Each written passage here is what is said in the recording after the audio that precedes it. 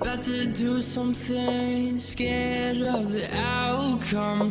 I'm sorry to say this, but you aren't good for me. I'm about to change it all, about to cut you all off. Sorry if you get hurt, but I need to do this. I need to move with this, 'cause I know I'm fit, 'cause I feel unfit. I love what I do, yeah, the music it drives me too. I know my worth and you're my way.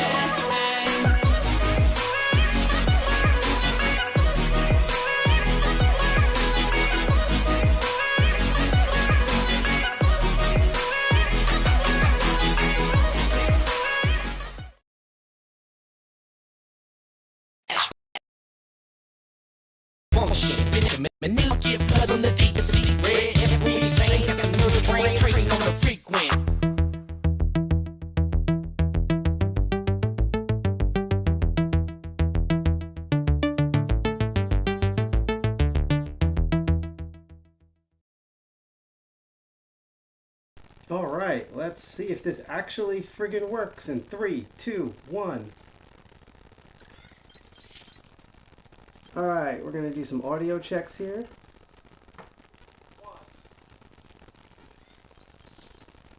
Okay, besides the buzzing in the background, I think it's mostly fine. If the buzzing becomes too problematic, by the way, just let me know, and I'll go change some things. Just want to set something up real quick. Oh man, this really sucks because I literally pre-did the entire show 2 days ago, and then realized I didn't do a thing, and then there was a bunch of other problems, and everything sort of just cascaded into everything. So, and what's good, when I try to be on time, I'm still late. Isn't that amazing for this? So, anyhow, welcome to the DCG 201 live stream. People refer to me as my hacker handle, Sidepocket. I'm one of the two co-founders of DCG 201, formerly known as DEFCON 201 or DC 201. We are one of the many computer hacker meetups that exist across America and around the world under the banner of DEFCON groups. And we are planning on finally resuming our in-person meetings in January. I'm actually finalizing a lot of that stuff this week. So I hopefully New Year's, bam, we're going to make a big announcement and just run straight deep into 2024 because this year was, a mess. But if you want to know more about us, we do have a Medium blog. We have a bunch of blogs, but we also have a Medium blog. And we are also on all the socials, like every single goddamn social on the planet. So we're still on that giant fading albatross known as Twitch, because I'm not calling it X, because when Elon Musk stops dead naming people, real people, I will stop dead naming his stupid platforms, which probably is soon going to be Tesla, because boy are they in a major lawsuit right now and a giant recall. Fun! Good job, motherfucker. But we are also on the awesome Mastodon Federation Network at hostux.social. We're on Instagram. We've recently joined Blue Sky. We have a GitHub, which we're going to see later on. We're on Minds.com. We're on a bunch of different things. If you want to check us out, here's the link tree with our social media. I do want to make a note, though, that because of the many technical issues, unfortunately, this is going to be one of the rare episodes where I can only stream on Twitch and YouTube. I know, we also normally stream on PeerTube, Odyssey, and recently Kick. That, unfortunately, is not going to happen this episode, which really freaking sucks because I was looking forward to see if I could do a big breakout thing with Kick. I guess we'll have to do the last 2 episodes of Master of Unlocking and Crypto Barons with that, just to test the waters of the platform. Unfortunately, that's what's there. However, after this live stream airs, not only will this be up on Twitch for about a week, but it will permanently be saved to YouTube, and then it's going to be mirrored onto PeerTube and Odyssey. So while you won't see it live on PeerTube and Odyssey, you will at least see the actual recording of that. So, and then of course the final episode of Crypto Barons this year will be live streamed on all of our normal platforms. By the way, if you are watching us on those platforms, you can click and follow us on Twitch and YouTube at this point. You can also follow us on Odyssey and Kick and PeerTube, but just saying for the relevance of the live stream. And when you do follow us on Twitch and PeerTube, you will I'll get notifications for those and cheer people on. You don't have to do it while we're live, but it's just a fun thing to do. In addition, if you've noticed above me, there's a giant charity banner. We will get into that when we go at the other end. What I'm going to do instead is I'm going to get right into what this episode's about, because we have a lot to cover today. We truly do. I'm going to try to keep this as concise as possible, especially because there's going to be a big, giant tempting of the demo gods later on. But what is this show? Because it's been a while. What is the show? What's Crypto Barons? Besides, like, my hedgy fucks hat and something I recently visit, which is Unblock the Change NYC, which is a sort of meetup, kind of like what we do at DCG 201, but just for crypto. It's pretty neat. It was lots of pizza, really fun. But this is Crypto Barons. So during the 2020 lockdowns, we had to figure out how we're going to continue on the meetings. And the way we figured how to do that was to learn how to live stream, which sucks because we were all Gen Xers, older millennials. We just know about like Ninja and Dr. Disrespect and all that bullshit. We didn't think we'd be able to do that. Turned out it's gone and has been going really successfully. And because of that, we're like, well, we can't just use this streaming stuff for once a month. Everyone in the group, like, what are your hobbies? Do you want to have like your own show on here? And I ended up, because I guess I'm one of the two co-founders, with two shows that still continue on to this day, even though we're going to be resurrecting and introducing some new shows in 2024, which I'm excited for. One show's Master of Unlocking, which will be showing up. I am going to make an announcement about both this and Master of Unlocking good stuff, because there's been a schedule change. Kind of like how normally the show is on the second and fourth Saturday. You'll notice it's on a Wednesday. That's because that's how fucking busy I've been between work and setting up DCG 201 and Hack Manhattan, which I'll talk about in a bit, and all that stuff. So that's why we're on a Wednesday. We're going to go back to Saturday, but it's going to be at a different date before the end of the year. Then everything will resume normal in January. But this show, Crypto Barons, as I always keep describing it, is where we look at crypto, blockchain, and my dreaded word, Web3 technologies as the technologies. This came from a yearning of being interested, especially when the Satoshi paper came out, in cryptocurrency and blockchain tech, and then going like, hey, there's this new protocol, or there's this new type of encryption they're using. I want to go look up that, going online to look up that, and just getting 8,000 videos and Google searches of buy the drip, bull market, bullish, bearish, fishish, one fish, two fish, all sorts of shit like that. Just snake oil sales crap. And then finally on page 15, I get to hear what the fuck tech thing I was looking up. And so this show is the show I want to see when it comes to crypto stuff, which is we're going to look at white papers. If there's math in the white paper, we're going to do the math to the best of my ability. We're going to look at test nets. We're going to look at open source, because most of these projects are, their code and how they did it. We're going to run shit. We're going to hack shit. We're going to demo stuff. We're going to actually look at the tech that makes all of this up. Let me just do another slight camera adjustment here. There we go. Sorry about that. So yeah, that's what this show is. And this particular topic, I've been wanting to, I found this months ago. I must have found this back in like June, July. I've percolated, even though I don't think I'm going to do it justice tonight, to be honest. I've been percolating on this episode for months. There's many topics that's been on the back burner for Crypto Barons, and this was a big one, which is Presearch. Which is a weird name, to be honest. I mean, Google's a weird name, but at least that's like, okay, it's just some random bullshit word. Presearch, I don't know, that reminds me of like pre-bake. Like, I don't know what that means, but it's basically a search engine that runs on blockchain technology. It's part of Web3, and it has a lot of cool tech stuff that we're going to demo later on in the episode, including me futzing around, because fun hacker secret, despite me being a hacker for like ever, I have actually never used and run Docker, ever, in my life. I know, it's crazy, right? I just never had a need for it. So not only are we're going to learn how Docker works by setting up a Presearch Node, but I'm learning along with you. This is the first time I've done any of this, so this is going to be very exciting. So without further ado, we're going to finish up the little prelude, going and look at the web browser, and then we're going to look at a bunch of stuff. I also just want to note that normally I pre-do videos for certain pieces of information. That was one of the tech things that was fucking up. So we're going to try our best to look at them through YouTube, but if it's too wonky or if it doesn't work, we'll just skip the videos and I'll just boringly blab about it. So without further ado, let's begin here. Oh, wrong page. Here we go. So yeah, this is the Medium blog. I'm sorry for all the white. It's all like crazy. Normally I have a little thing to turn on, but I don't want to waste too many resources. So this is the Medium blog that I linked to because we're still building stuff with the website. And I'd also just want to make a shout out to where we're filming from, which is one of the more interesting quiet rooms at an amazing hacker space that's called Hack Manhattan. I recently became a member of this. Oh, why is my webcam not on? Hold on. Let's bring back the beautiful face. Where am I? There we go. Okay, there I am. Ta-da! See, it's like a magic trick. It's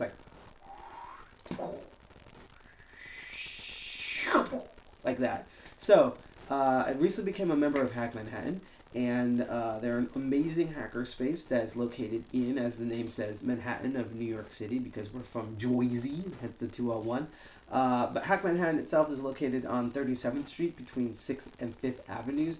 If you're especially from New Jersey, it's really easy to get to. You just go to the 33rd Street Path Station and then walk up, like, because I can't math, 3 blocks and make a right. You're perfect. If you're in New York, you can actually go to the 34th Street yellow and orange line stations and do the same type of walk. Super convenient to get to. I remember when they used to be at 14th Street. Now they're at 37th between 6th and 5th Avenue. They do everything there. There's computer programming. There's computer security. There's perler beads and sewing and woodworking and metalworking. And they recently just got a laser.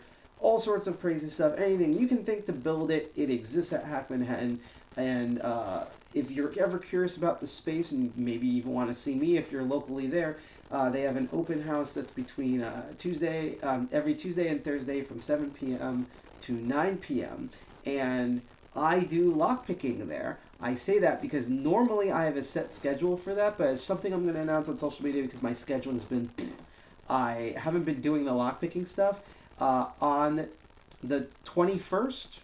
next week, which is Thursday, and then again, both on the 26th and the 28th, on those open houses, I will be there doing the lockpicking before the end of the year. So you get actually 3 more classes, including 2 on 2 days that I normally don't do them on. So that's just me recuperating from that. Anyhow, I'm not required to shout out Hack Manhattan. It's just literally I wouldn't be able to continue on and do this series if it wasn't for them. So there you go. And in the chat, I'm going to put their URL. Now, here's the big thing, and I actually have some really good news about this. And I just realized I should have did this first, because fuck my life. Dun, dun, dun. Open up a new tab, because I already have way too many tabs open. We're going to try to load this up. So, if you've probably noticed, there is a giant charity donation bar above me, right? So occasionally when we live stream, usually for like a month, we try to raise funds. Of course it doesn't work. Raise funds for a charity that we believe in. We've done the Fletch Institute when COVID was going on. We did the Trevor Project for LGBTQ people, RAIN for sex workers and survivors abuse, all sorts of different things that, you know, we research these charities because, you know, we're hackers. We don't want to just give our money to Ponzi schemes and all of that. Our current charity, because let's put it bluntly, and I was thinking of more doing this in the episode. I actually might move it to the next episode because I should be more on time for that. Right now, there was a whole thing that happened on October 7th, if I remember correctly, where Hamas, which is sort of like, they're basically like an armed version of U.S. Republicans, but in the Middle East. They did a giant terrorist attack on Israel. It sucked. And then Israel decided to pour gasoline on that fire by essentially being like, all brown people must die in the region. Genocide, basically. I know that's, we're not monetized, so I can say that. It's really funny. Let me check something over here. Okay. But So, in short, a lot of people are getting injured and are dying, especially the Palestinians. Almost exclusively the Palestinians, I might add. And so we're really excited that we are going to be raising money. Our goal is $200 just for us, for Doctors Without Borders. They are an amazing group of volunteer medical professionals that go to disaster areas, not just the Middle East and Gaza, but all over the world, to provide medical facilities, training, and on-site aid for natural disasters and war conflicts. They've been in the Ukraine for that whole conflict. They've been in multiple U.S. hurricanes that usually hit Florida, things like that. And so that's what we're donating to. They're very well trusted. Recently had their own horror story themselves, where they were treating both Israeli and Palestinian wounded people, and the Israel Defense Force decided to fucking shoot missiles at them and blow up one of their medical vans unprompted. They didn't even warn. They just knocked them the fuck out. Like, not even the NYP fucking D does that, okay? So, yeah, it's been bad for them. And so we figured that any money that could go to helping these people who are injured, who are getting sick because the water conditions and germ conditions have also gotten worse and things like that, would be truly a worthy cause. And instead of a month, we're going to be doing this all the way until March for our anniversary, but probably to the end of March. So end of December into early next year, January, February, March, every stream, every in-person meeting, every cool extracurricular thing we do is going to be this donation drive. And to finally sum it up, in addition, we've made an initiative that we've been working on. We're going to make more progress next week. This is actually part of a whole series that we call Hackers #4 Palestine, or Hackers for Palestine.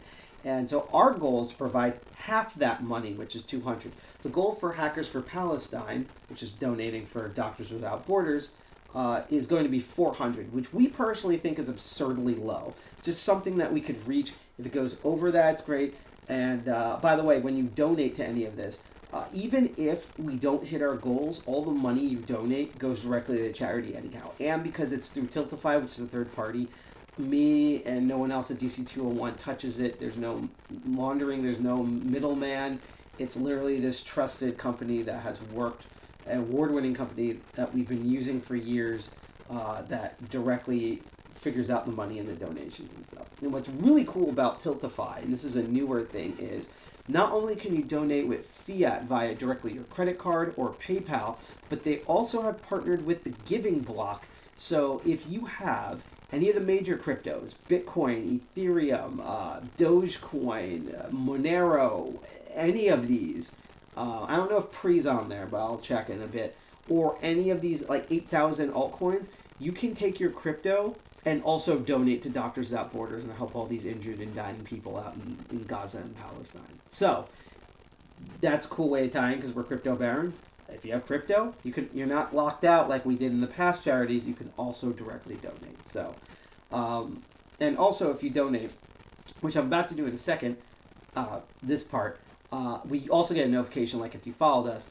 and I basically worship you the entire stream, you can check our Master of Unlocking stream when someone donated there. There's also a leaderboard, which I'm about to get to in a moment, but let me tell you how you can donate. I am going to post the donation. That's a preview for later. I'm going to post a preview, the donation page right in chat. So if you're on YouTube, you can either click the description link or this link in chat and go directly to there. If you are on Twitch, there's a literal widget at the bottom where you can click on and directly donate. And I promise this is not meant to have a middle attack. If you want to be brave, like the Brave browser, in the corner there's a QR code. So if you're only stuck with your mobile phone or tablet while you watch, you can just scan that and donate there. And you don't have to if you want to donate like whatever left to reach our $200, you want to dump $1 million, that's totally up to you. But most of the time when we've gotten to our goals, it's because someone donated like $1, $3, $5, $10, just some low amount, and then they build up over time. So if you want to be permanently on one of the donors lists, which I especially read at the end of the charity event. And in fact, I'm going to read at the end of the month and also post on our social media of who's donated so far. You can do that. Again, we also have a leaderboard. And the current leader, which surprised me, is this awesome person named Murph, who just simply said, do good things, and donated 50 smackaroos. And now we went from 25 all the way to 75. So we are literally $25 away from half of our goal. And this is the second live stream we've done of this. And we're going to be streaming all the way into March. So this shows you how much things have piled up. And you don't have to do a large ass amount like $25 or $50. Again, you can do like $10, $5. Won't knock Murph off the leaderboard. And thank you so much, Murph, for that. It's definitely going to go for injured people out in Palestine and Gaza, as well as any overflow money at Doctors Without Borders is going to go to other disasters, including conflicts and disasters that are happening in the United States, because it's the United States. We're made of nothing but disasters. But you will get on the main list that I keep reading after every month when it ends. So that's all that. Just want to get that out of the way. I'm going to be reminding about the charity throughout this episode, but now that we've gotten all that out of the way, let's take a look at Presearch. So, I ran into this. I can't even remember where I found this. This was a couple of months ago. This is like June, maybe July. I know it was like a month at least before DEF CON I was introduced to Presearch. I have no idea how I found it, but I've been using it. I have my own account. I have a measly amount here. Basically, anytime I have to search for a search term I've never searched for, probably because I'm usually on my phone most of the time, there's a dedicated app for Presearch, which is basically Presearch overlaid on a Chrome skin, just like everything else on Android. But I usually load up the Presearch app, search on there, just so I can earn some token. You know, just because I don't expect to get rich from this, and I'm going to get into why in a minute. But that's all that there and cute. So the big question, though, is what the heck is Presearch? And I've been doing a bunch of research, and some of this information I'm going to be like talking about for the first time, so just bear with me here, and also machine's kind of slow. So according to them, Presearch is a decentralized search engine. Really, really fascinating stuff.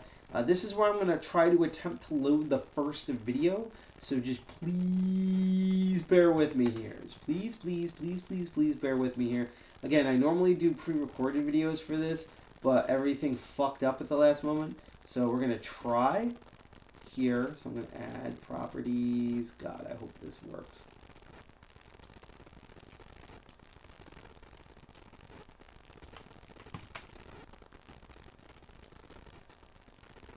Do that. And let's do interact. Oh, come on. Come on. This is what I mean about things that slow. See, it's already auto-playing.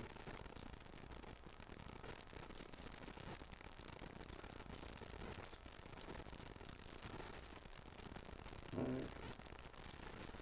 Let's try to full screen this if I can. If not, I'll just verbally describe shit and cross our fingers.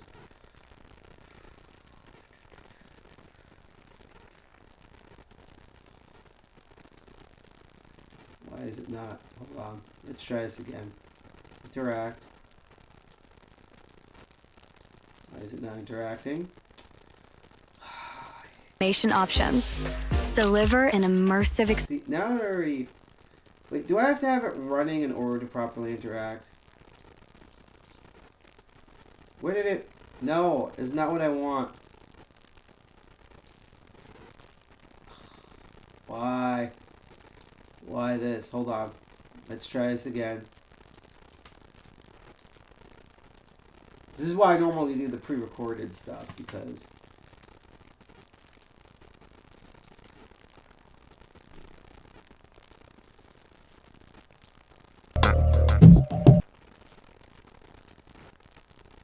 Nope. Come on. Nope.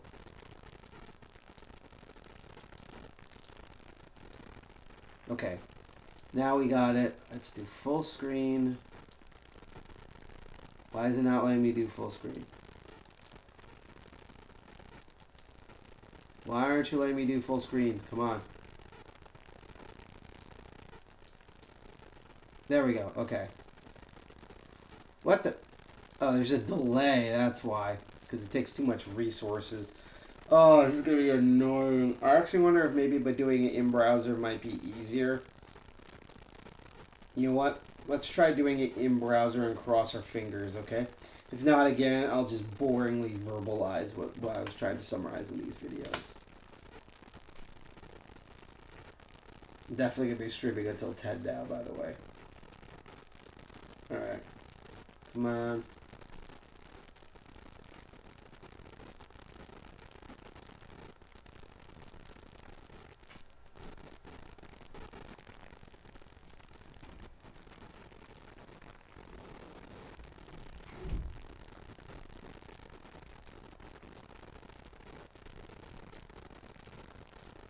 What is, there's like something wrong with me going full screen here. I don't know what the hell's going on.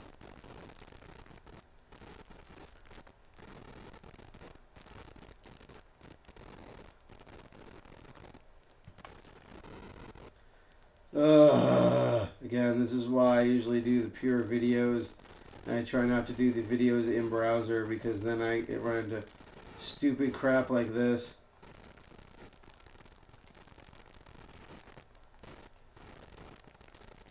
Alright, hang on. We're just going to do everything the boring way. I'm just going to verbally explain shit.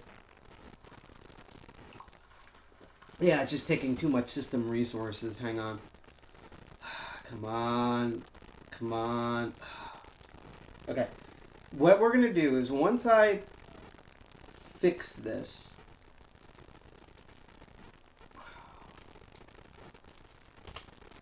Now I'm having a problem with fucking Ice Cat.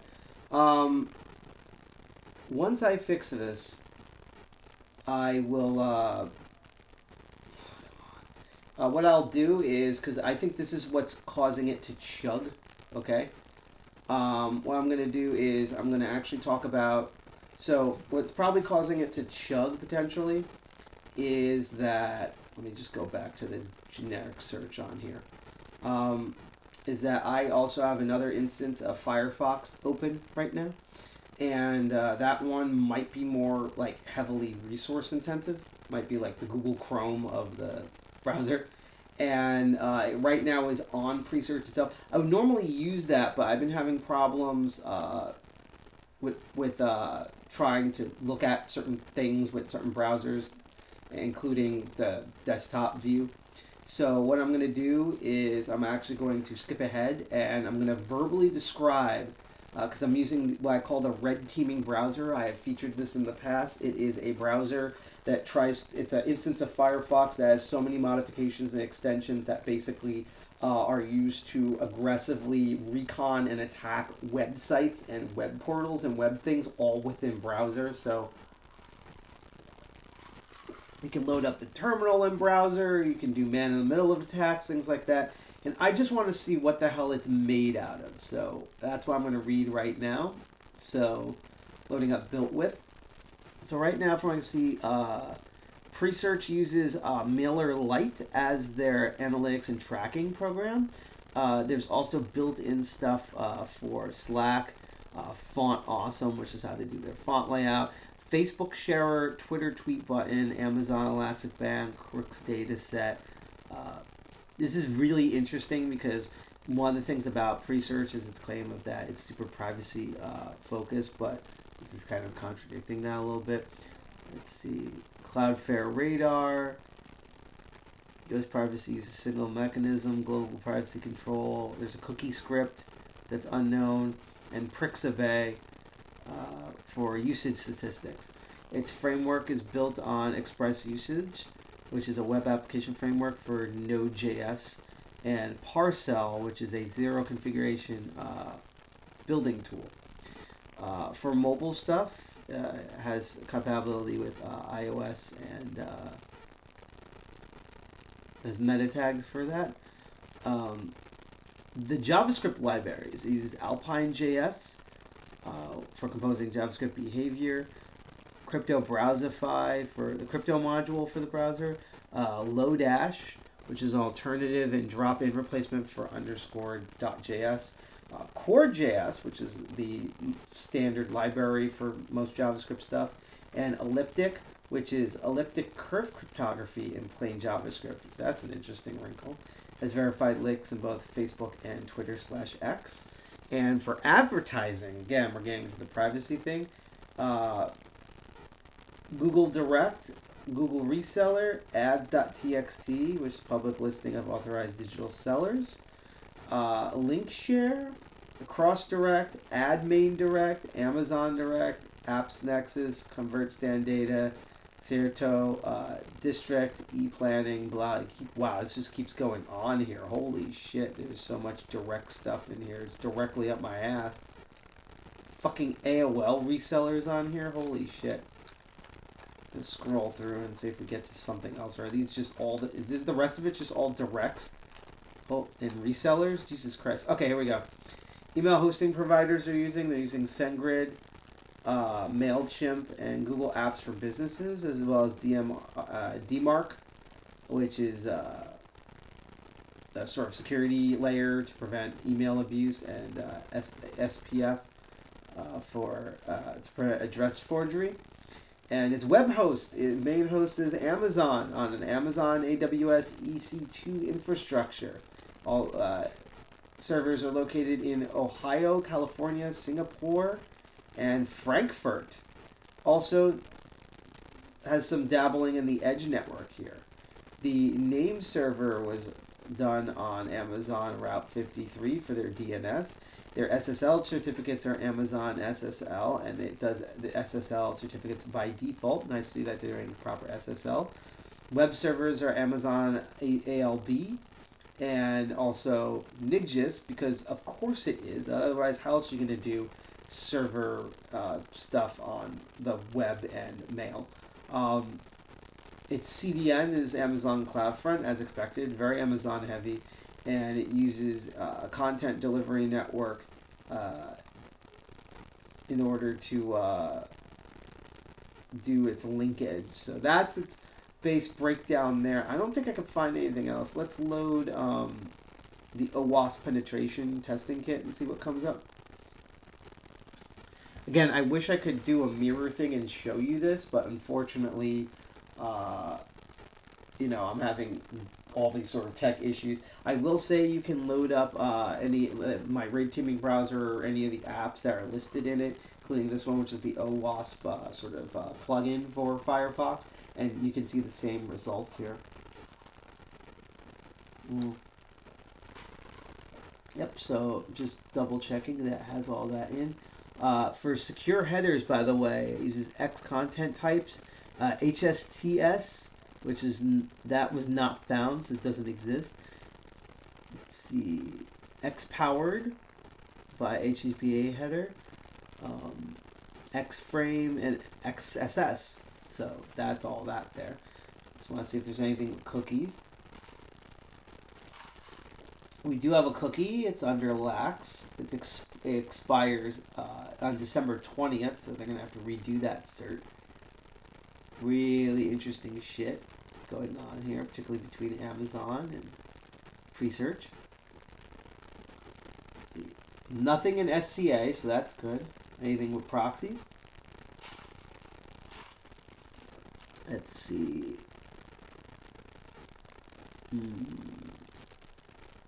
Bunch of different proxy systems. User bins, style fonts, images. Interesting there.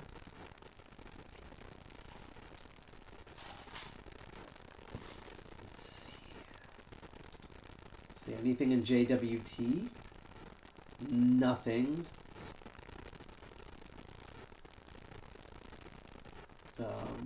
We go back, and I just want to see if I could do a scan and see what possibly comes up here. This is going to take a minute. Alright, here we go. Run scan. Let's see what potentially pops up. So I'm going to let this run for a minute. While I run this, I know it's not the most riveting content right now. Trust me, get there. We're going to go through. I've also had a lack of sleep, so I don't sound as enthusiastic for this topic that I'm really enthusiastic about. Please bear with me. But once again, that banner above me, we are currently raising money under the Hack for Palestine initiative for Doctors Without Borders, which is a volunteer medical charity organization group that sends boots on the ground and facility supplies in order to help people in wartime and disaster-related stuff get medical aid. While they cover stuff all over the world, including stuff in the United States, right now they're heavily focused on the Israel-Palestinian conflict, including them getting fucking attacked by the IDSF out of fucking nowhere because they're worse than the NYPD. And any money that you donate is going to go for all these volunteer doctors around the world in order to help these people who are injured and potentially dying. And it's not even just like bullets and bombs. They've also like it's not new, but it's making the rounds again about how like Israel, just the same way like Saudi Arabia does, heavily controls the water in order to basically dehydrate their opponents into submission, and also uses that as bartering chips on the political stage. So there's a lack of water. There's also a lack of sanitation, and any of the hospital facilities and sanitized stuff that they did have is now wiped out by the IDSF. So you have all of that. And just to note also, there's no discrimination here. So the doctors have also treated like wounded Israelis that aren't military. It's just the IDF is so bad that they'll actually attack people that are trying to help them. So yeah. There you go. And that's not me doing judgment. You can look up all this information yourself. But if you want to donate, again, right now, Murph is the leader at $50. He bumped us up to be $25 at $50. We're now, at $75. He donated $50. We are now $25 away from halfway through our goal on our second stream, which I'm really impressed by. So thank you so much for Murph.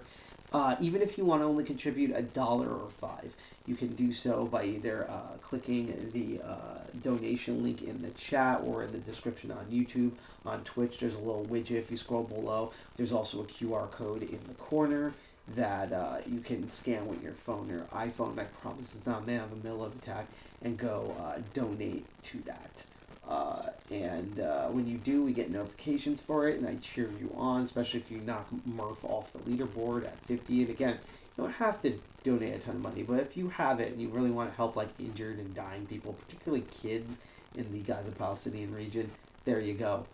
And what's really neat, speaking for crypto barons, is that since we're using Tiltify, who deal with all the money donations, including even if we don't reach our goals, they still send the money to the Doctors Without Borders, and we don't touch the money, or we can't even see or access it, so that gives us a good, like, this way. It's blind box, trusted, publicly disclosed, all of that. But while you can definitely donate in fiat currency, you could donate in multiple different types of crypto.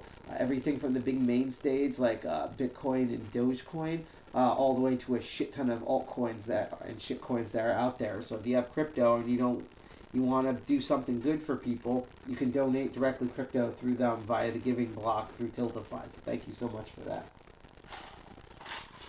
So either that's found nothing or the scanner's taken too long. So that's the most deep dive I'm going to go in terms of trying to hack Presearch itself directly. I'm going to investigate later, maybe do an update episode. But until then, let's get back to what's going on here. So, Presearch. Since I can't get the videos running, let's talk about what Presearch actually is. Presearch, again, their claim is a decentralized, privacy-focused search engine. As it says here, search securely, receive better results, and customize your experience with the Presearch decentralized search engine powered by blockchain technology. Well, what's all that gobbledygook we just talked about?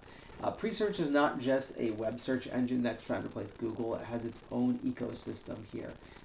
This ecosystem includes, which we're going to get into all of these, the Presearch token, otherwise known as Pre, the decentralized search engine, the Presearch nodes, which we're definitely going to get to at the end, keyword staking, which is a very interesting concept, the Pre-Node marketplace, and which is what it's mainly based on, which is the Ethereum blockchain.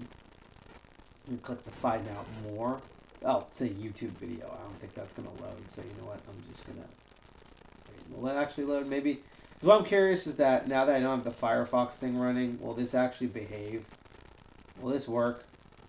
Does it actually work, or is it screwing up still? Well, it's not bad. It's just delayed. Let's try that original video again, and if I can't get that to work, then I just give up. And again, it may have just been the other instance of Firefox that was slowing things down. We can find out in a minute. Alright, for me it's already taken too long. I've given up. We're not going to try any of the videos, unfortunately, so that sucks, because I had a bunch of good ones, but I will boringly verbally explain what's going on. And if there happens to be an embedded video and it's running quickly, I'll let it run. So, yeah, essentially, long story short, Presearch is a search engine, just like how you would use for Google or DuckDuckGo or Brave Search or whatever. By the way, all of those is way better than Google or Yahoo or Jeeves or anything else that exists. Presearch is basically throwing their hat in the ring, and what makes them really unique is, because again, we have DuckDuckGo, Quaint, Start Pages, Brave Search for privacy-oriented stuff. There's U.com, which is AI-powered. I hope to cover that at a future meeting at some point, because I have a whole opinion about search engines since I'm like the browser hacker guy. However, what Presearch is trying to do is add that, I hate this term, we're going to dissect this in a moment, Web3 blockchain angle to it. So there's multiple things you can do on this ecosystem that, because of the blockchain, what it's based off of, you can do that with. Let's read what they say is their key difference here. So they're very much community, decentralized platform, better search results. That's an interesting claim. Privacy. Presearch also protects your privacy because it does not track or store your searches, and queries are handled by a decentralized network of node servers processing anonymized queries. We're going to look into that in a moment. Rewards and the advertising models. So essentially what happens here, and you can kind of see what my thing is, every time you search for something or every couple of searches, you earn a bit of which is their token, which we will get into at a later point in this video. And that's one way to earn. There's multiple ways you can earn 3. As a user, you can search for things after making an account with them. You can run a node, which is something we're going to attempt to do at the end, which should be fascinating, attempting the demo gods. And then there's also a really insane concept that, while it kind of is cool, as an old school hacker, there's also a ton of alarm bells when it comes to things like this, and particularly why I don't really like the term Web3. I will say from using Presearch, I've gotten mostly positive results. I do think it searches as accurately as Brave Search, which is usually my recent default. I used to be a big DuckDuckGo guy until, you either die a hero or you watch someone that you trust turn into a villain. Not that DuckDuckGo is the worst or they're villains, it's just, things change. But I would say they're on par as that type of search. Not as good as like maxed out ultimate knowing what you think people at Google, but it's especially in the image department. But in terms of like text searches, I would say it does pretty well with all the other privacy oriented search browser stuff. Let's go and look at the team. So we have an interesting mix of people here. I will say that I appreciate that out of all of the blockchain projects that I have seen so far, this at least looks like, both in terms of pictures, layout, the names, like, ooh, cool, they have a Middle Eastern person as a graphic artist. And they have a LinkedIn. That this is the most, like, mix of people that look like real people that live on Earth and breathe air. And also just, like, it's a mix of men and women and different nationalities. I will say probably looks majorly white or white passing, but, again, usually when I look at these, it's usually, like, one white guy as the CFO, and then everyone else is from China, and it feels like a Ponzi scheme, and then it becomes a Ponzi scheme, or it's all Indian, or just all skeevy Silicon Valley white people. This actually looks like a team of people going together who are actually building something. So bravo to them of getting that point across here. So just wanted to shout that out. Thank you for that. Before I get into more specific, let's read their mission. Let me turn on this hurts my eyes, so let's turn on the dark mode for this. Hopefully it won't make everything slower. I'm going to start reading it though. So I'm going to read out loud their mission statement, which is, we believe the world deserves a community-driven, grassroots, decentralized search engine that is built by and for the community it serves.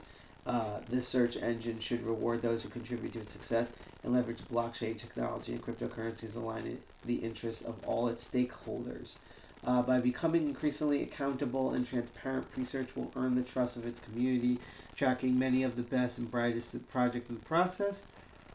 Having that type of a day. This group of people from all over the world, I almost read that as forum, all over the world, from all walks of life with different faces and voices and beliefs and vision. Just say diverse. It's one word you just described instead of using 50. We'll find ways to collaborate together, create new and valuable ways to access information online. These people uncover methods of cycling value through communities they support, using technologies they trust, generating wealth, preserving privacy, and building freedoms in the process. Cute mission statement. Let's see what the hell that means here, because I have more of the white paper here. We're not going to go through all of it. I'm just going to read to get the gist of it, provided that the PDF is not... You know what? Also, it might just be the PDF running, because I forgot that this thing is fucking 66 pages long. They just need to add this extra 6 to make everything kind of all suspicious. There we go. God, this is big. Forward, executive summary, Presearch by the numbers, pre-token, blah, blah, blah, holy fucking shit. This is like the Bible. Holy fuck. Alright, so there's a lot in here. I'm just gonna scroll a little bit, just see if there's any math or code or anything or concepts that might jump out at us, which I don't think there is. Alright, so Presearch by the numbers. 1.5 million registered users, over 700, almost 800, almost 8,000 Telegram members, and almost 10,000 YouTube subscribers. They claim that there's 10 million visits per month, and there's been 65 million pre-tokens staked. Here's their trajectory map, which will be interesting because we're going to contrast that later with the pre-token. Let's see here. Why Presearch? Search engines are incredibly valuable and influential resources.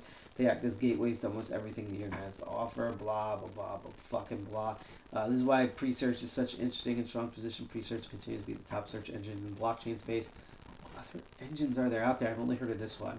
Maybe we'll find some others and cover them on their own episodes. More than 10 million searches per month.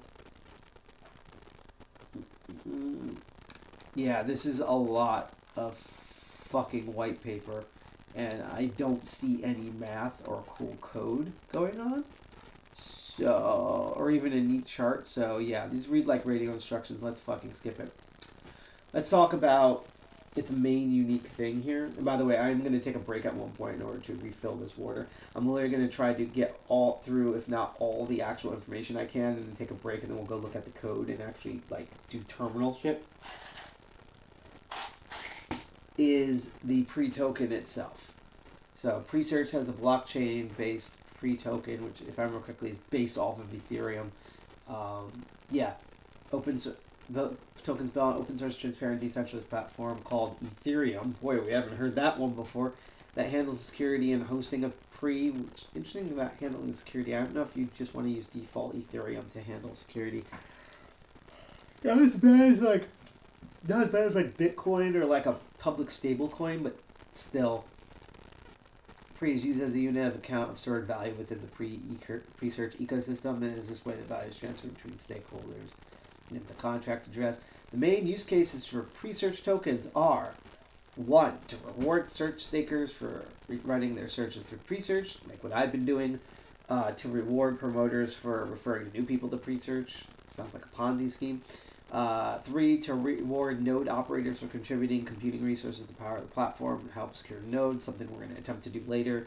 And finally, to enable advertisers to have their ads displayed under certain keywords that advertisers stake their tokens against, which we'll also talk about in a moment.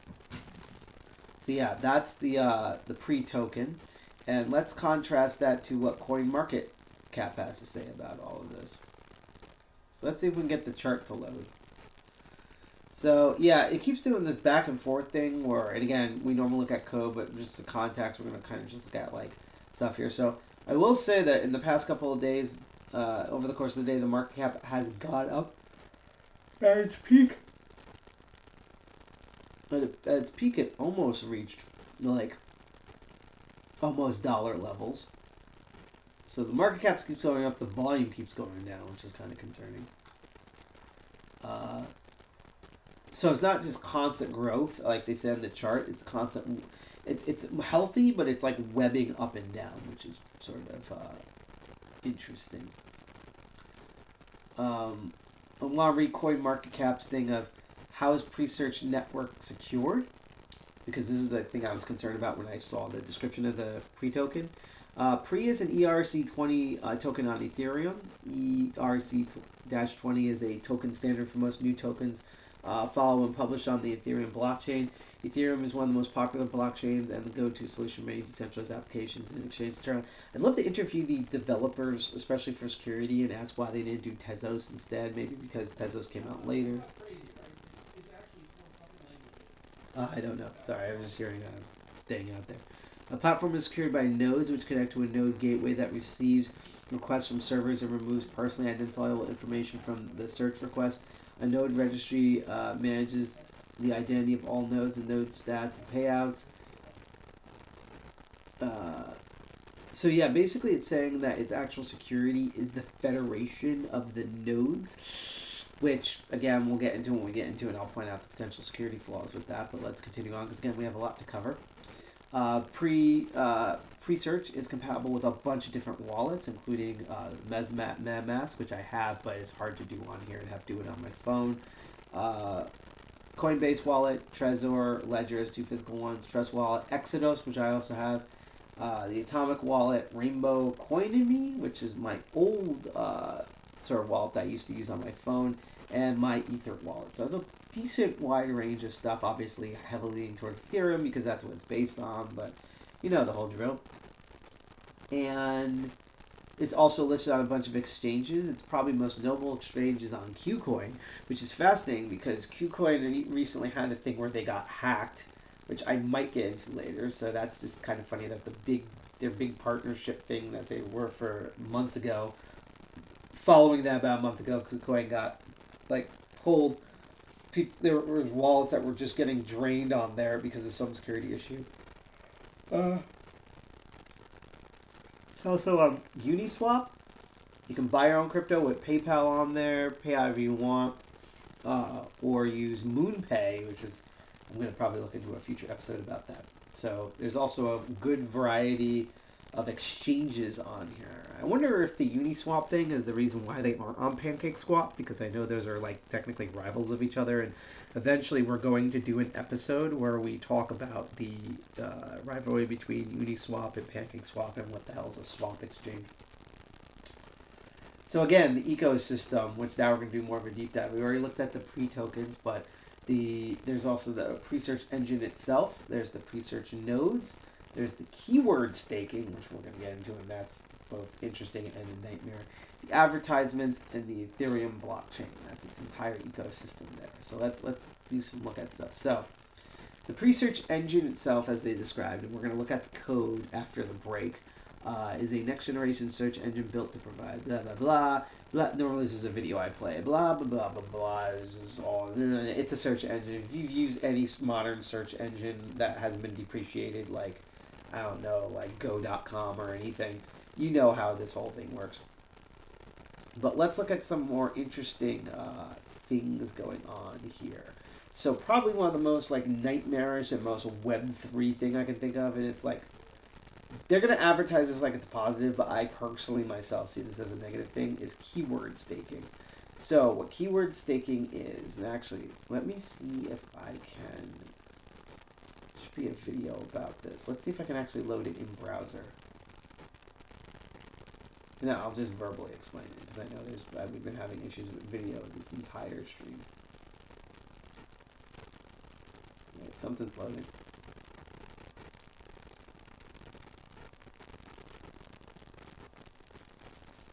So I've been having problems making things full window, so unfortunately this is going to be like a window in a window, so I apologize, but at least we get to watch what's going on here. So let me turn on the desktop audio and let's hear what they have to say about keyword staking.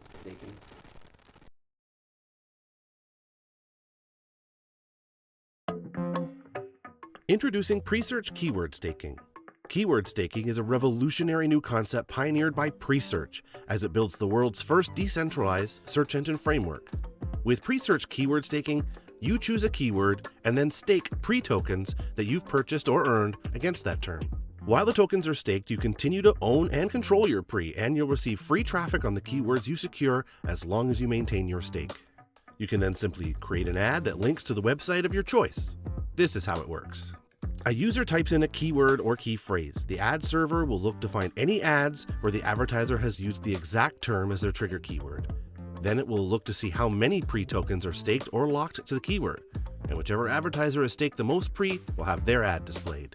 It's a simple system to start, and because of that, it provides many opportunities to capture qualified search traffic at no or low cost.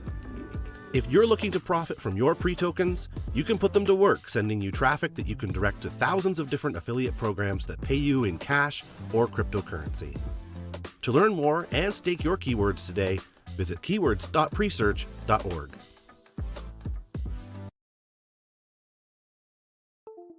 So, I have a lot to say about this, because I'm just trying to get all the negative stuff out of the way, because there's a lot of things I like about Presearch. Again, I continue to use Presearch, but here's the thing. So, I think I'm going to go into face mode for this one. So, I understand where they're coming from with this. And when you look at it from a certain angle, it does sound like a cool, like, utopia where, you know, the thing is with Google, when it comes to, like, advertising and keywords, those are only held in the hands of the big companies out there, or at least the ones clever enough to exploit people. And so what they're kind of doing here is democratizing their advertisement system. And the way they're doing that is that you can find a word, a searchable word, and then you can proof of stake your pre-tokens for that search phrase. So let's say, you know, your search phrase was like New Jersey hackers, and you put a bunch of pre on that, and what happens is that the entity that does the most amount of staking coins will have their ad displayed when those search terms come up, unless they earn pre themselves because they're staking it. That's kind of their bonus. And in one hand, I get it, because this way, if you own any amount of pre-token, you have a chance of being able to essentially squat and make money off of certain search terms on there. Here's a bunch of reasons why it goes bad. One is you have the Bitcoin situation, which is that eventually there were so many nodes running and you needed so much power and equipment to run those nodes that it ended up becoming basically a centralized system, because only few validators on the Bitcoin were the only people that were able to run it, unless they have all the power and control most of the network despite being decentralized. And again, that's a problem right there, because again, if you're trying to go against major companies, what stops, you know, Disney with their major war chest, except for the fact that they've been failing a lot recently, from just dumping, you know, $5 million equivalent in Presearch in order to search the terms, you know, Bella's foot fetish? Nothing. They can still, all these big entities can and will still buy their way into the advertisement space and hoard it and dominate it. So that's issue number one of, like, you're not truly opening up to everybody because there's still that sort of financial exploit. The second thing about this, which is also kind of my, like, overall problem with, like, the concept of Web3, which is why I really don't like that term. I understand using Web3 as a term for, like, oh, this is all, like, the blockchain stuff directly on the web and the web browser. That is fine. I don't really like the word too much because there's a big difference between Web 3.0 and Web 3, but whatever. My main problem is that if we truly do have a Web 3 future, what this means is that we will have a purely, truly capitalist internet to the nth degree, to like n equals infinity, where every single aspect of your digital experience is monetized. So the stuff you search, the games that you play, the social texts you send, the hashtags you use, the email that you check, every single thing is monetized. I don't know if any of you folks out there are Star Trek fans and have ever watched Deep Space Nine. Well, there's an entire species on there called the Ferengi. They're basically kind of goofy capitalists, and they have an awesome character that represents that named Quark. And there's an episode, a really famous one, where we finally get to see the Ferengi home planet, and he visits it.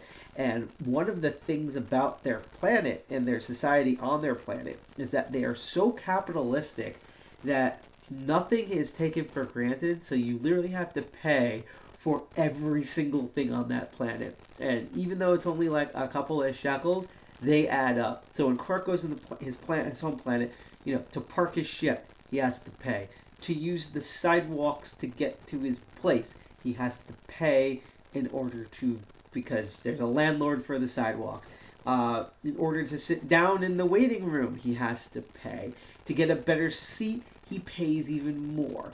Basically, I'm shocked that the Ferengi have not taxed their own air supply, although don't give them any ideas, even though things get better later on in the season. But you get my point. That was done as a joke of wow, what if things like, water and air and other things that we take for granted all become monetized, like that capitalist hell. That's literally what most people who advocate for Web3 want with Web3. And what they particularly want is they want every single aspect of the internet to be a transaction, in hopes that because they got there early enough and threw around their balls big enough, that they will be in control of that. Meaning they have no mental differentiations between what Mark Zuckerberg and Elon Musk want, where they just sit on a thing like Facebook or Twitter or Tesla's, and then they can do whatever the fuck they want because that's literally 1/5 of all internet traffic. You do not want, and as the infamous NFTs lines are going up, videos said, a lot of people get into this space for the wrong reason, particularly because in the pump and dump scheme, if they're aware of, and a lot of these are pump and dump schemes, that they think that they're going to be, it's like multi-level marketing, they think they're going to be on the pump end of the stream, when in reality they're the dump. And that's the really big snake oil magic trick right there. So that idea of staking keyword search terms irks me to fucking death because of that.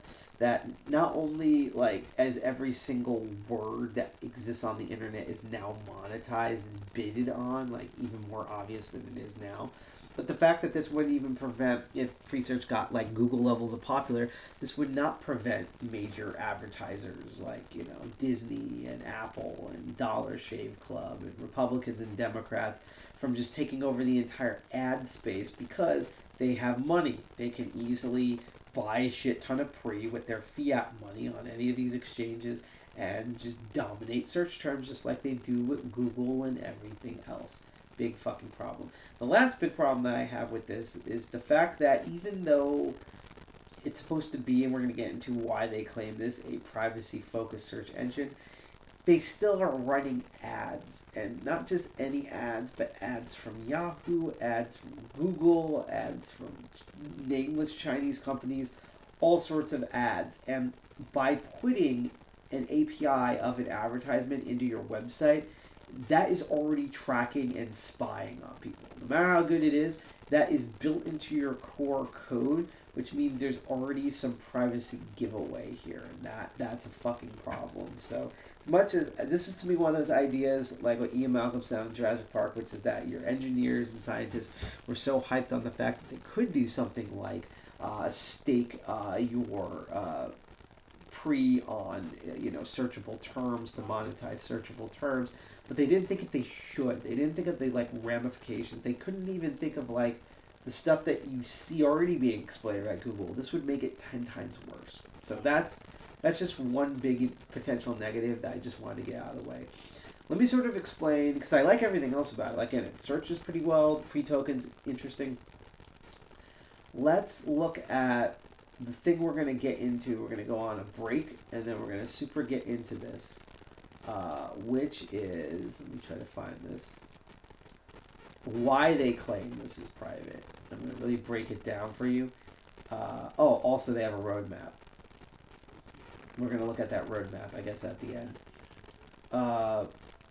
which is the nodes.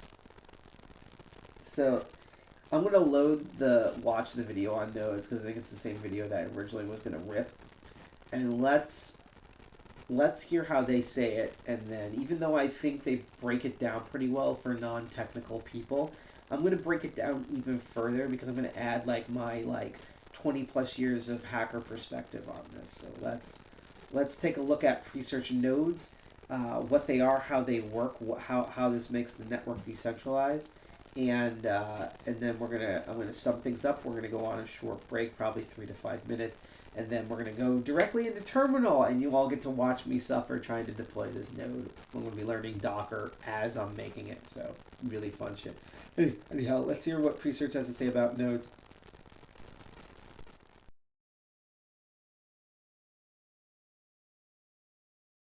I just realized that entire rant I did desktop mode.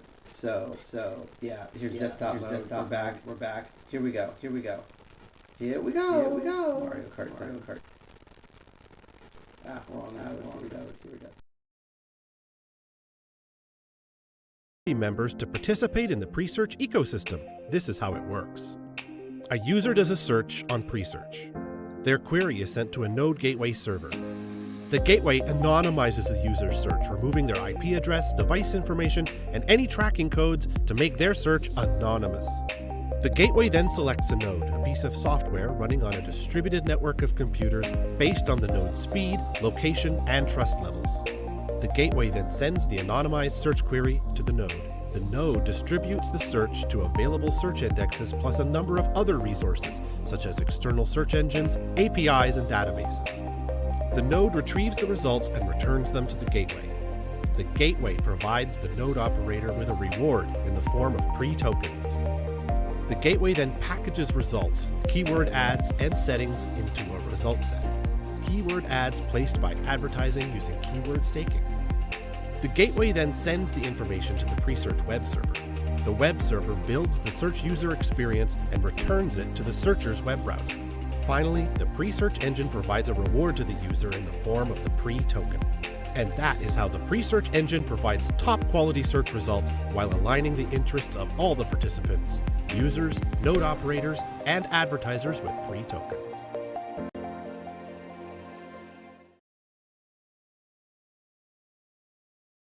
Alright, so that was the video I was originally going to air if I had this ripped. And so let me summarize what they said here, and I'm going to make an interesting comparison.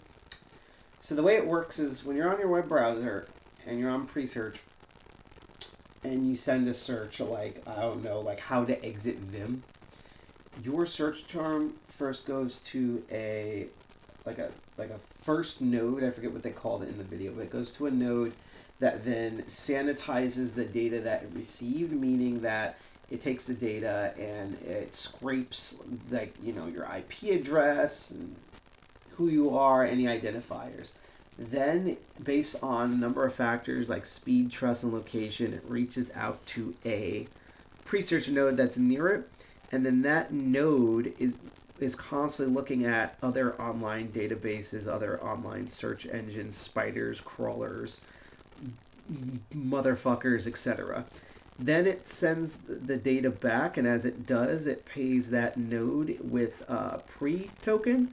And when the user gets their search results back from the original node, it also get rewarded in pre-token, which is what I've been doing. So I'll put it this way: it basically kind of works like a VPN, or it works kind of like Tor, except in the video example. So the way Tor basically kind of works in general is it goes into a first node, an enter node, an unloaded node, and then that sanitizes your information of where your IP address and all of that comes from. Then it sends it to another node, which then sends your data to another node, and then that node, if you chose 3, sometimes you can do it 5, is the exit node. Wherever the hell you end up, like on Guam or the moon it gets out of, that's what your ISP provider is supposed to be able to see, as well as any malicious people.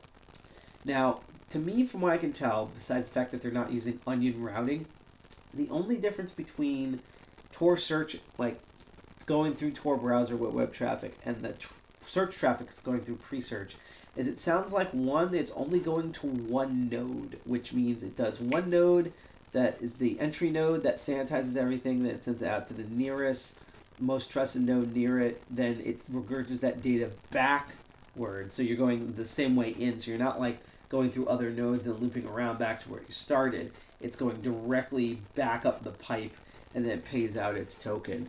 So one, I don't think you can specify how many nodes you can jump through.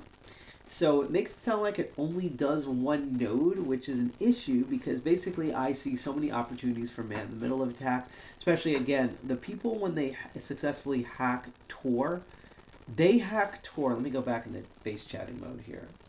I'm going to go on break anyhow.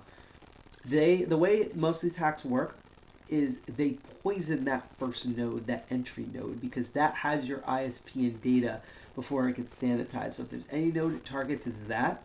If I would truly was a malicious red teamer and wanted to get to Presearch on the nodes end of the platform, that would be my attack surfaces. I would try to find all of these like entry nodes because they only have one and everything also goes back the way it came. And that's the way I'd be able to minimize the search results if I was me. Again, also another big problem is that you could have everything scrubbed, but it's still saying ads. So it's still connected to Google, it's still connected to Facebook and Baidu and all these other companies. So even if the nodes are sanitizing stuff, you still have a risk of the APIs for the ads that are built in, unless there's a separate paper audit about how they changed those somehow, that are still snooping and spying on you and selling your data, because that's how they make money. It's the bidding, it's the squatting for the keyword searches, the advertising. So the fact that Google is still communicating with you still means that even though it might technically be less data or more supercated, that you are still sharing and it's still selling the whole data ecosystem. So I'm not saying that Presearch is lying, but unless those questions are like answered for me, and I'm willing to do, I'm basically going to do a spiritual follow-up episode that I'm going to talk about at the end of this video involving what we're talking about today. I don't know. It's just like that's, you know, I don't want to keep shitting on this because, again, I really like Presearch. That the idea of just man in the middle of attacking that and just dominating all the search functions and scraping data in that sort of first poison node way, it's just kind of freaky and gross. So anyhow, what we're going to do now is the next topic we're going to talk about is actually, we went over like what the Presearch is. We took a little peek behind the hood of how it's built and what it's being built under. We looked at the pre-token, which is the whole reward system, and we looked at the way the nodes work, which supposedly makes it more decentralized and secure, but I also see like a bunch of potential problems with it that weren't addressed in that video or anywhere else in the documentation that I've seen. So what we're going to do now is I'm going to go on a short break. It's kind of a long break for this show. It's going to be about 3 to max 5 minutes long. Just need to redo some water, recuperate some things, move some stuff around. And then when we get back, again, I'm probably going to be done at 10 at the latest. I'm going to talk about nodes. We're going to load up Ubuntu, our little WLSS Ubuntu client terminal. And we're going to try to use Docker in order to run this node locally, and I'll explain why locally when we get to there. And then we might try some other thing with the pre-token if we have some time at the end. That has nothing to do with Docker, I don't think. But before I go away, once again, like I said, I want to thank Murph again for sending that $50 before the show even started, which bumped us to almost halfway to our fundraising goal. And this is the only other episode we've done so far with the fundraiser. If you would like to donate to Doctors Without Borders to help people, whether they're Palestinians, Israelis, Germans, wherever, they help everybody in a region they're deployed in. So right now, even though right now the Israel Defense Force are being somehow bigger assholes, the NYPD, which is fucking, I didn't even know you could do that, but you can apparently. They are providing boots on the ground, medical equipment, medical attention, actual volunteer doctors and nurses to natural disasters and war-torn places like the current Israeli-Palestinian conflict. So whether you want to help out Palestinians, you want to help out people in the region, just want to help in general as a great holiday gift that we're going to be doing until March, you can donate. And you don't have to donate a huge amount like Murph, although if you want to donate $501, or hell, even more of a joke thing, donate $69 or $69.69, so I get to go nice and then nice again. Feel free to do so, but usually in my experience with these fundraisers, just donate $1 or $3, $5. I'm going to be doing that later this week just to boost some things and to also put my end in, even though I'm the one helping the fundraising here. That's that's literally the gift of giving, and that's I can't think of anything better than that, especially because of all the suffering going on with people. In addition to that, we use Tiltify in order to handle everything. They're a trusted third party, so we don't see the money, we don't handle it. All I do is just beg, and then you donate, and I do stupid dances because you donated online by live stream. That's the gist of it. And not only does Tiltify take fiat money, dollar bills, pesos, shit like that, some sheep keys, but it also takes crypto, and it takes a lot of it thanks to their partnership with the Giving Block, which we covered many episodes ago about. So whether you have whether you already have Bitcoin or some major coin or some shit coins, that's just great. Oh, Murph's in chat. Yeah, no, I saw that earlier. Again, I've been singing praises about you the entire stream if you haven't been watching. So thank you so much for that $50. That's going to go to sending more doctors and nurses there that hopefully won't get shot by missiles from the Israel Defense Force or Hamas. And it's going to help particularly these Palestinians who are not only just getting shot and bombed, but their water is running low, their water is getting contaminated, the air is getting contaminated, they're being forced into really terrible conditions. All of that helped. So thank you. That $50 goes to that. And again, let's say for some reason by the time we hit March, it's just still $75 on our end, never mind what everyone else donates in. That $75 is still going to go to the Doctors Without Borders and help all those people there. So even if we don't meet our goals, even if we're shy by like 1 cent or like one billionth of a Satoshi, it's still going to go for a good cause. So again, thank you, Murph, for that. I hope other people join in, whether it's there, the future live streams that we're going to be doing that I'll talk about at the end. I just wanted to shout that out because right now I'm going to go on break. I'm going to rehydrate. I'm going to go yell on the wall because this is going to be a whole thing. And when we come back from our 3 to 5 minute break, I've already have Ubuntu loaded up. We're going to install Docker. We're going to try to launch a node and maybe do something really cool with the pre-token at the end. So this is the meat and potatoes where we tempt the demo gods, but I need to rehydrate and question my life decisions. I'll be right back. Give it about 3 to 5 minutes. We're going to listen to some cool music. I'll be right back. So here we go. Breather time because I'm an older millennial and I'm slowly dying inside. See you in a bit.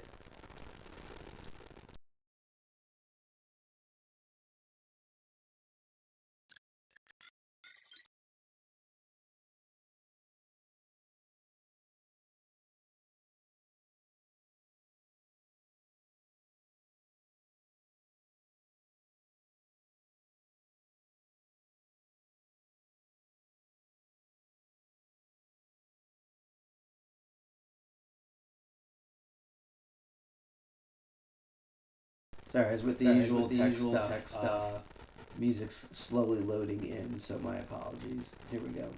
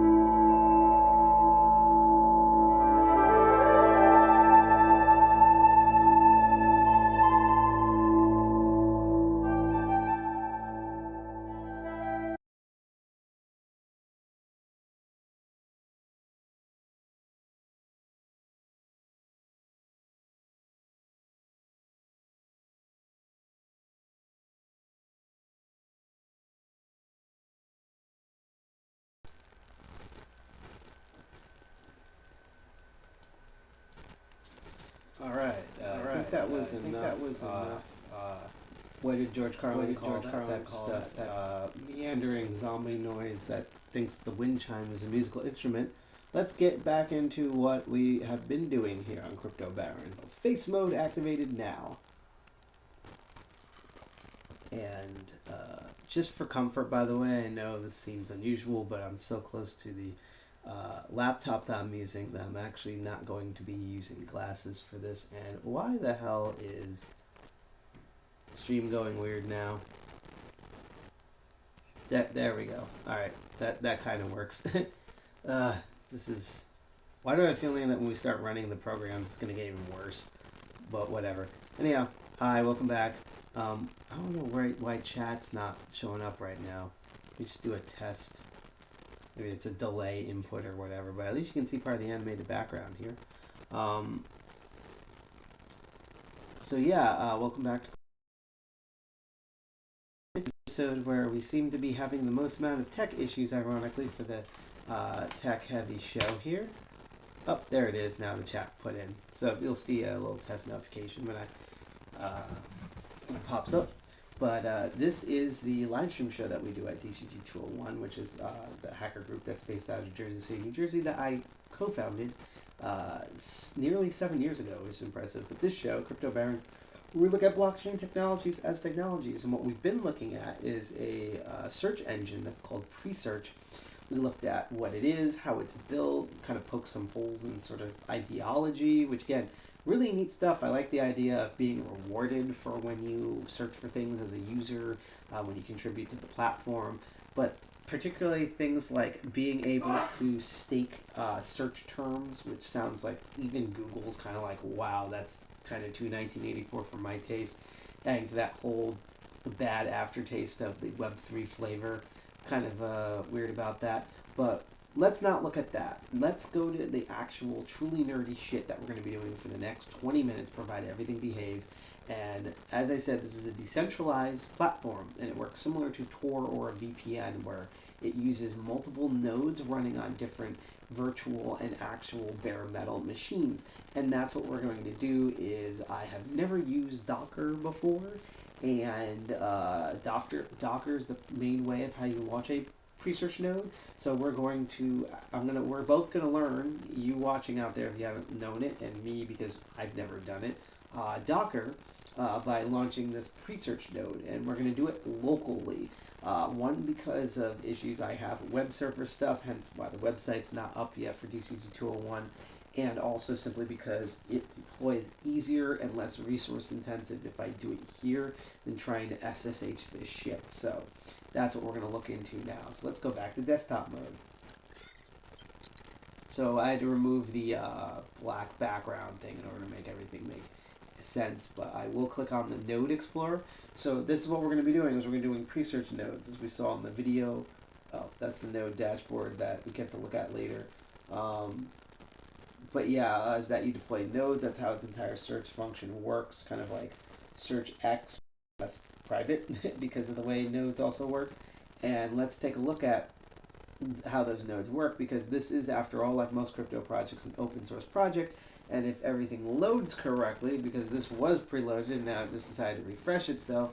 And also, if you are on Twitch, I have a widget that shows our GitHub links, and we have all the stuff we're going to be looking at pinned up here. But yeah, Presearch has its own GitHub, and it has different, not that many code repositories, but I like that it's slim and it really focuses on the stuff that actually matters. The frustrating thing again is I had all this up preloaded now, so let's do that. So we have a bunch of different things to look at, but here are the three main things before we get into nodes that we're looking at. First is the Presearch packages, which is mainly written in JavaScript, but there's a chunk of it that's written in Pug, and I've never heard of Pug as a programming language. Maybe it's something Java adjacent or something. Maybe it's a small scripting language. I don't know, but it's called Pug, and I'll have to look at that later because it's going to haunt my nightmares. This is basically, you get to run your own local testnet. It has its own, all the core packages in there. You do that, you npm install, and then you run the npm start, and then it starts API keying, and it immediately goes into local testnet mode. And these are the core packages that make up the whole branch, including the server information, the .editor config file, the npm ignore file, which is very important because otherwise npm will just run everything on default, and of course your package JSONs. So that's the kind of the core what's built up there. We will look at like code in a bit, but I want to do the Docker stuff first. Then there's the pre-token itself, which is mainly because as a smart contract, this is written in Solidity and a chunk of it's written in JavaScript. Probably has more of a communication things with all of the Web 2.0 and DApp applications. You can also run and testnet the pre-tokens locally, which if we do have some time at the end, I will totally do. And then finally, again, there is an Android and iOS versions of this.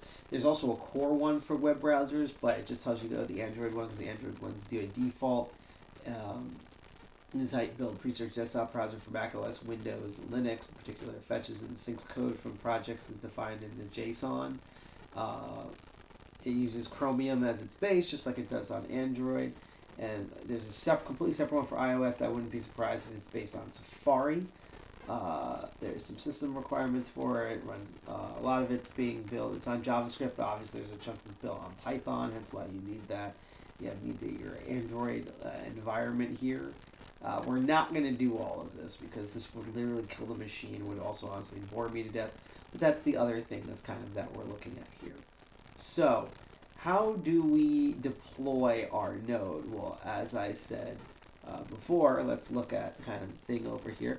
The three things we're going to need to do is we're going to have to use Docker and install it, or virtual server, or turnkey solution like Threefold, which honestly, just like with something else I'm going to bring, Threefold.io is so interesting. It really should be its own feature episode in 2024, so that's why I'm not going to go into too deep what it is. We'll run it on there when we get to Threefold itself and its other similarities.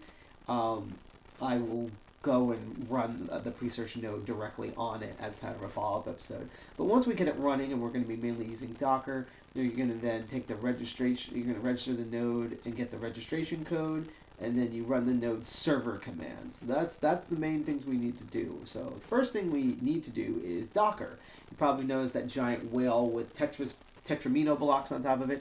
What the fuck is this shit? Well, Docker basically is a virtualization system similar to if you've done virtualizations for operating systems locally, such as using VMware and Oracle and things like that. However, what makes things different is that while VMware and Oracle Box and stuff only do operating systems, Docker does that, with any program that is configured to Docker. So you can run text editors, you can run malware, you can run web servers, video games, anything you really want in Docker, as long as you programmed it to run in Docker.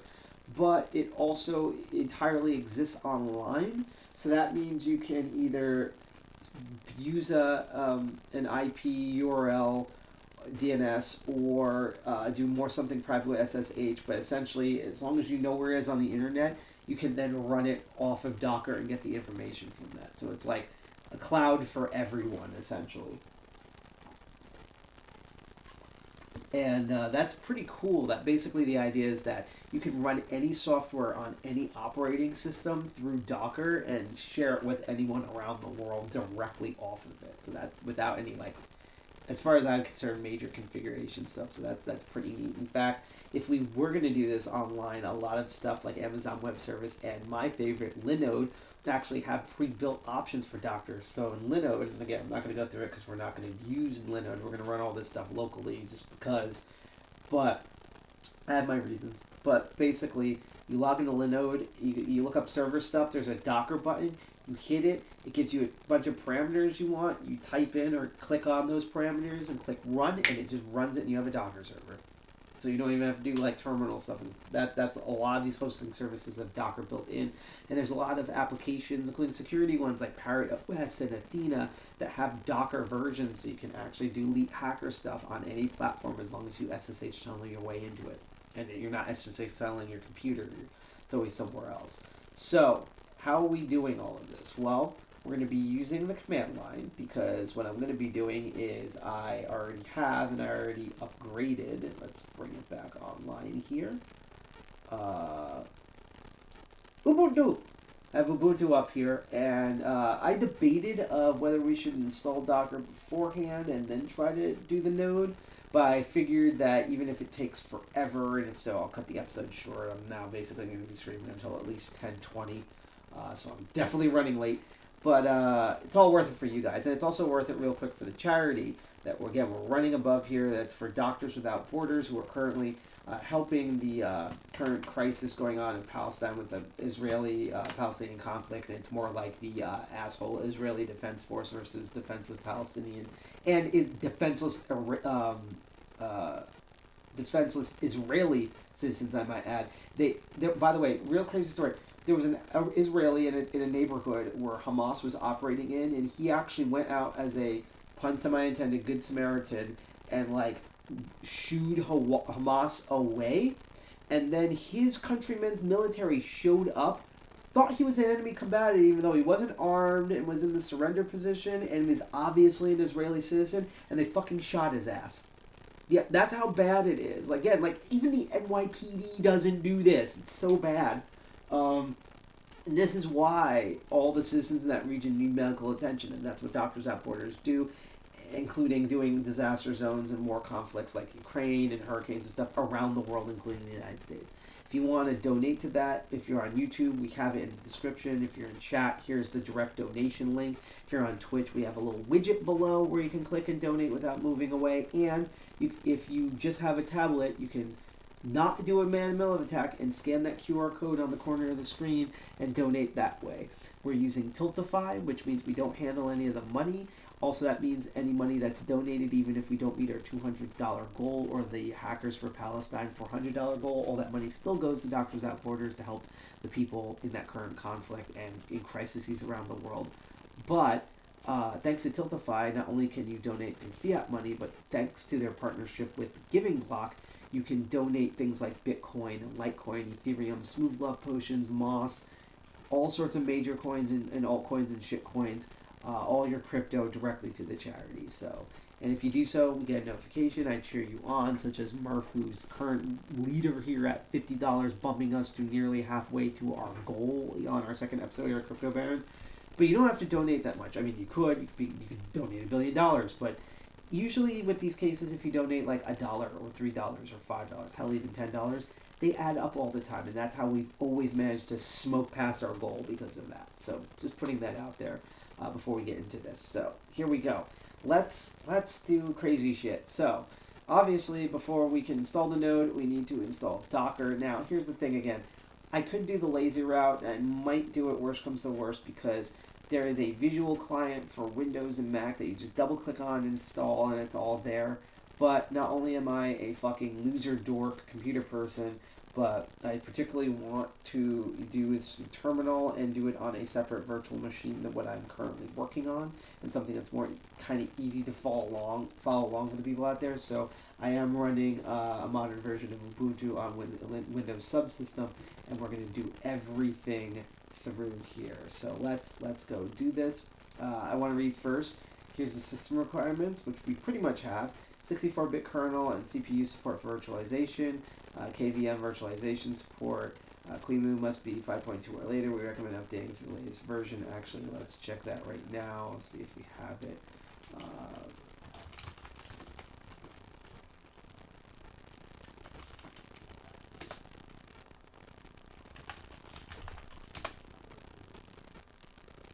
Oh, duh.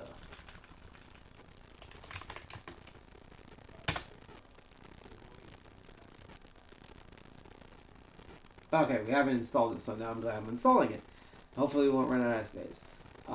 We need a system init, init, which I've had issues with before with this, because again, I didn't install Ubuntu on this. It's some other person that I'm not going to name.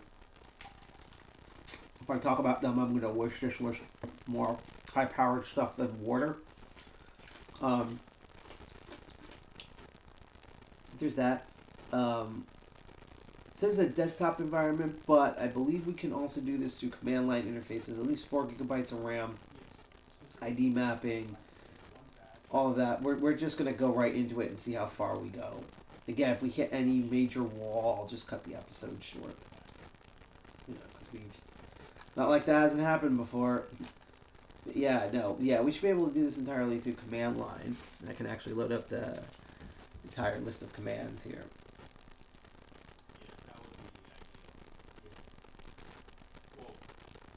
Zoom in here. Little cute icon for that. So you did finish installing? Yes, you finished installing. Awesome. Alright, so I think we got this going. So here we go. Let's do all of this. So I'm already in terminal.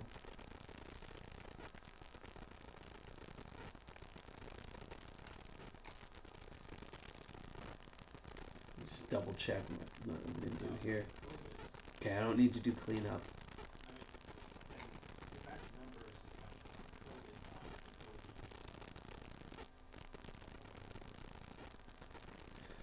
Alright, let's see if I can get this to work.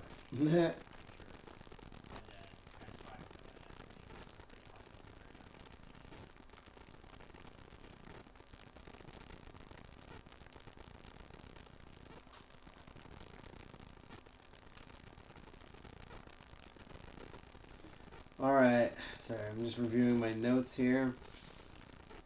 Let's go do this. So, let's try the first base command here. I think this is the only one we're actually going to need to do, but we're going to find out.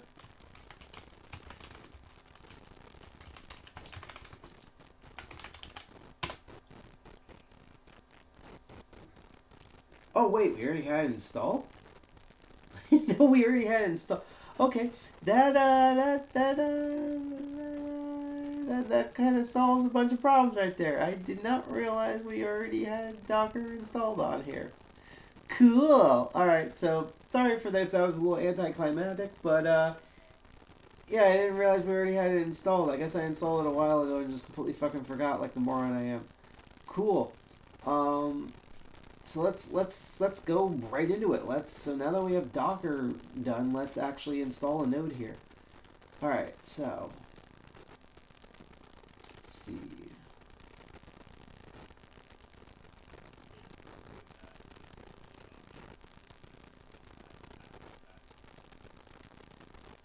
Alright, so got that installed. So what I need now is the node registration code, which I have it on the dashboard here somewhere. Here it is. Let me actually scooch everything over here. Really?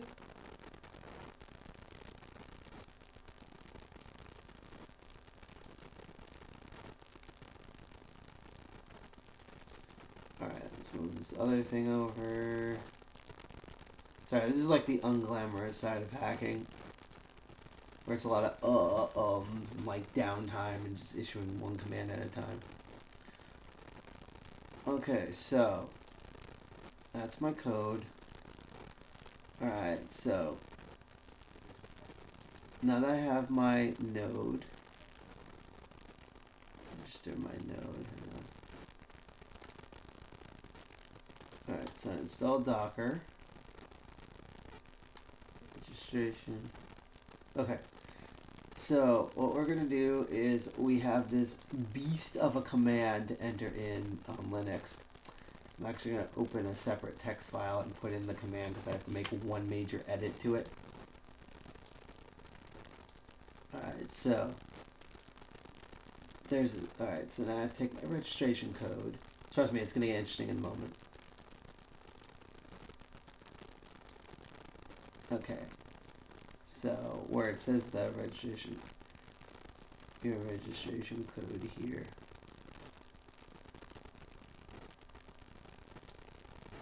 Hold on. Sorry, this is like not the most exciting thing ever. Okay, so that's the registration code there. Seeing if it's anywhere else. No. Okay, so we're going to enter this long ass command. I'm going to break it down for a bit. So we have, hopefully I don't have to do sudo. Docker / prenode, then we're running Presearch Node, then the auto updater, then the RM auto updater, then the uploader. We're going to do unless, then we're going to do a certain sublayer here in the folders, then do a bunch of stop nodes, then the registration code, then doing the login done. So let's hit enter and see what the fuck happens. Oh, that's probably why. Hold on. Let's try this again. So I'm dumb, and yeah, I should probably actually, okay, just making sure that fit the window. I should probably run Docker first, because I'm a dumbass, so. So let's run the Docker daemon, so we might have to do 2 different windows here.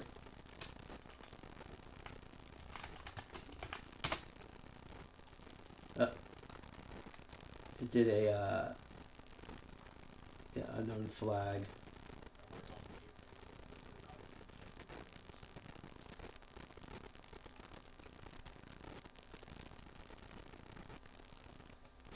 Okay.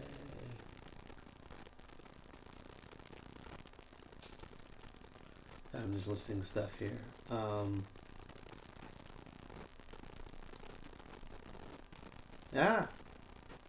What's going on?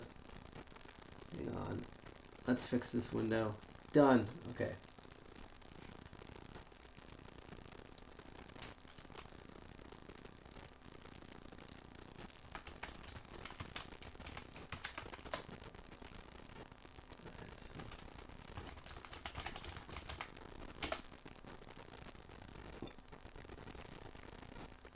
Alright, hang on here. Just trying to remember how I do this.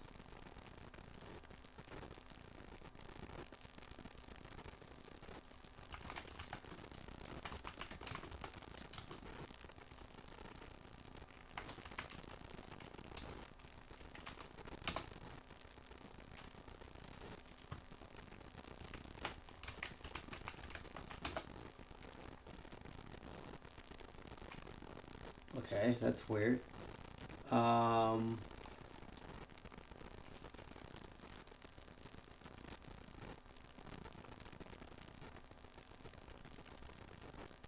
Sorry, I'm trying to figure this out here.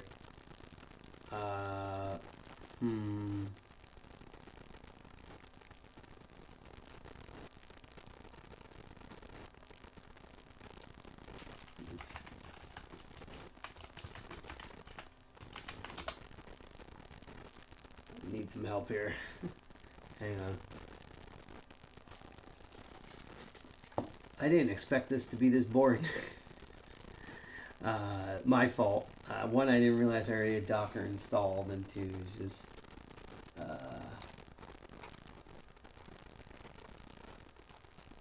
let's see here. I didn't realize that this would actually be. Of course, the easy copy pasta part.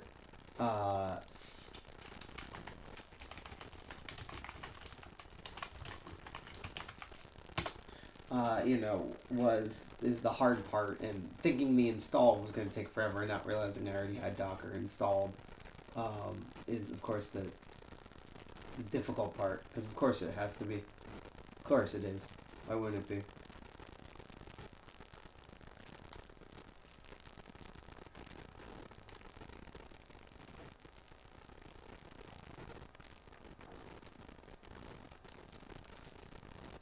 My other problem, to be honest, is that I set up my Docker account through GitHub, so I don't really have like a dedicated password for it. So that's the issue of if it's asking me for like a password. It's just not happening here. Alright, so I'm just double checking all the shit here. Let's try entering that command again. I also hope it's not like sandbox and that's why we can't run it.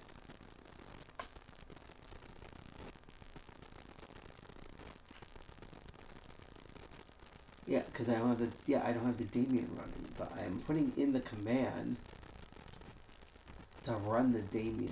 Hold on.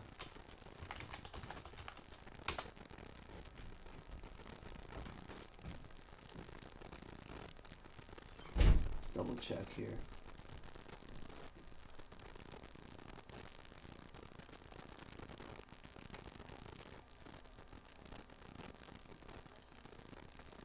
Capital D's debug.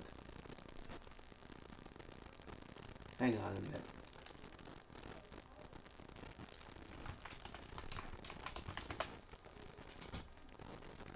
Oh, cool. Another favorite person of mine, a Hack Manhattan, just showed up. Alright. I think I hopefully this is the solution. Just double checking here. It's probably a system D thing. Alright. So I could do it either that or manually. I can try system D first.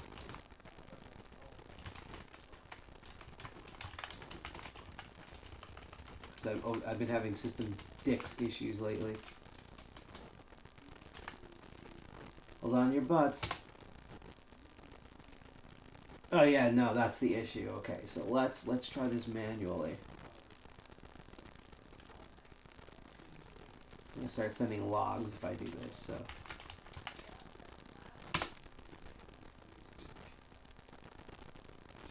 Oh.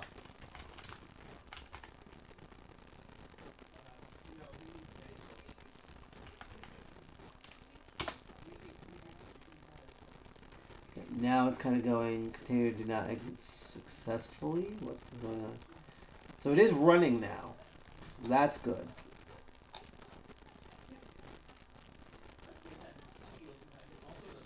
Failed to start container. Wait, why did it fail? Wait, let me look at that again.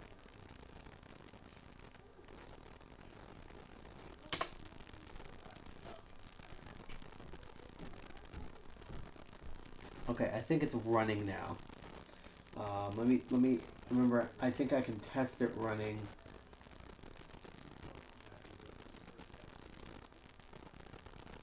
Hold on.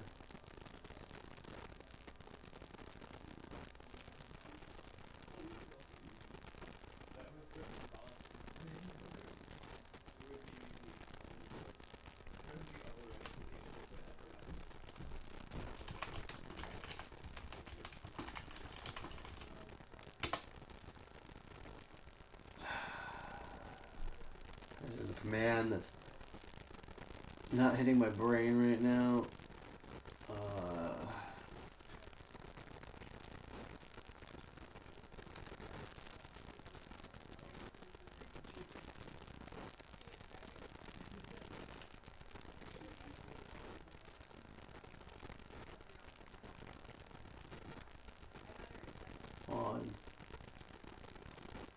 Almost there. I won't build yet. I'm not removing anything. Oh, here we go. Alright, here's how we'll test if it's running.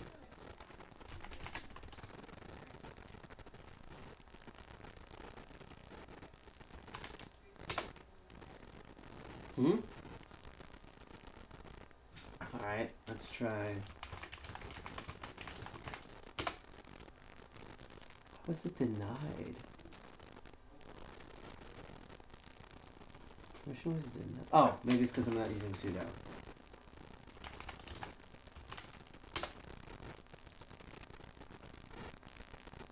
Wait a minute.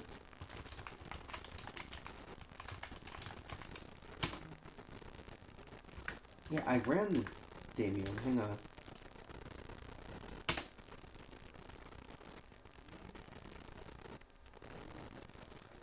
Is it mounted? I'm confused. Hold on.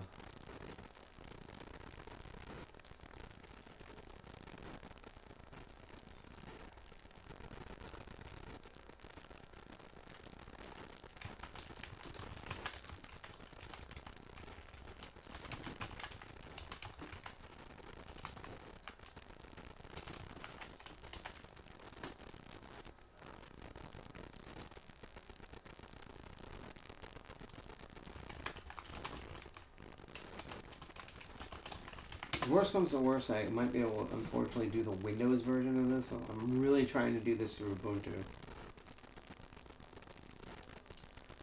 Let's see what they have to say here. I'm looking up the exact error it spit out.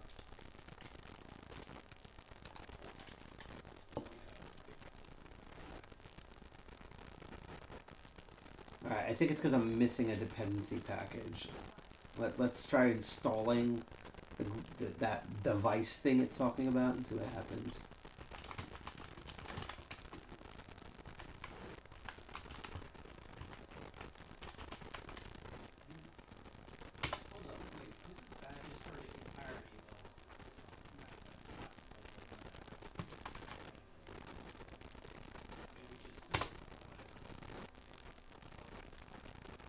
There we go. Okay.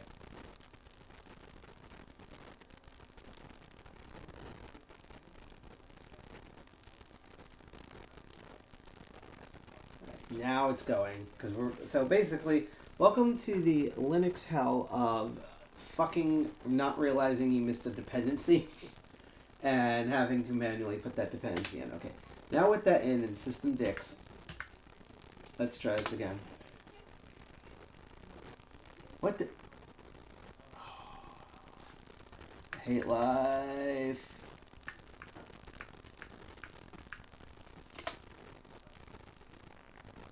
It's because of the systemd thing, isn't it? It's probably the fucking systemd.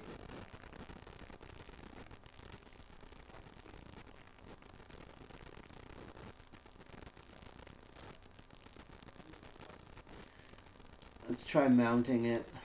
See if that works.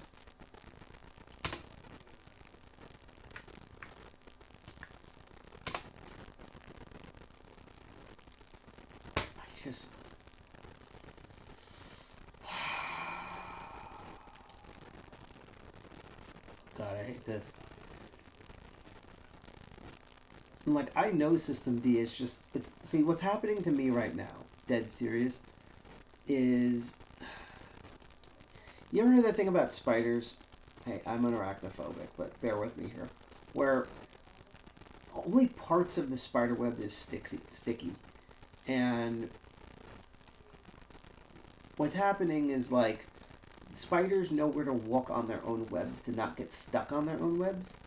And what happens is that if you just grab a spider and throw it at the web, it's going to get stuck like any other bug. That's what's happening to me right now, where someone else did this whole Ubuntu on Windows subsystem thing, big mistake. Next streaming platform I get, I'm doing the whole thing from the ground up, especially since I'm more knowledgeable now. And so one of the problems is that I can't get anything on systemd to run on it, even though I can on my actual laptop with Ubuntu on it, because I built that from the ground up on there. Trying to see if there's any other way around the issue.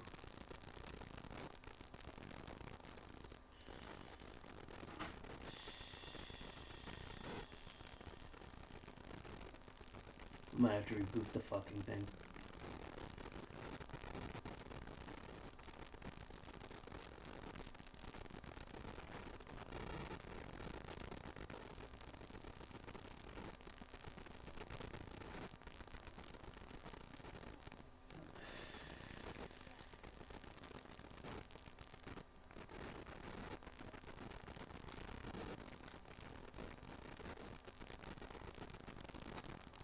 I am going in pain. Wait a minute, what was that one? That might work.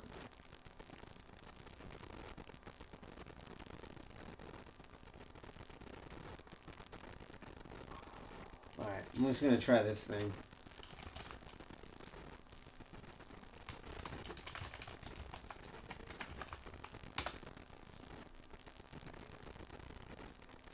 Huh?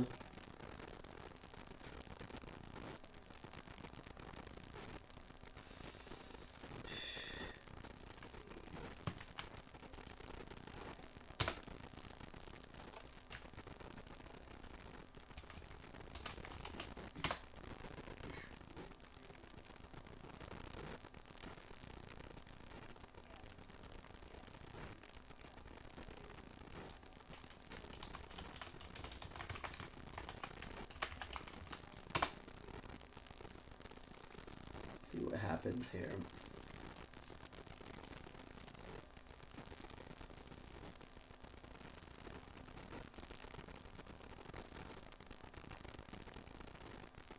Oh. Okay. I think it's because I mislabeled the package. Let's try this.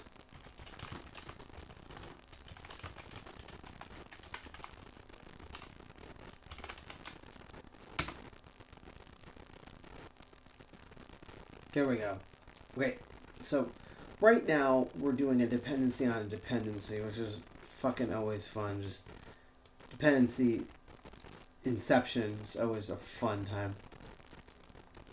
So after that's installed in like the next minute, we're going to start to configure and see if that works.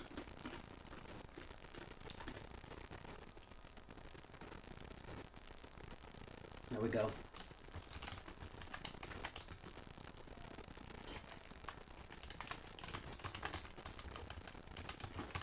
So I'm going to start this. Let's just copy this directly from my fucking notes. Recognize service. What the fuck? I just installed you. Hold on. Let's try the other.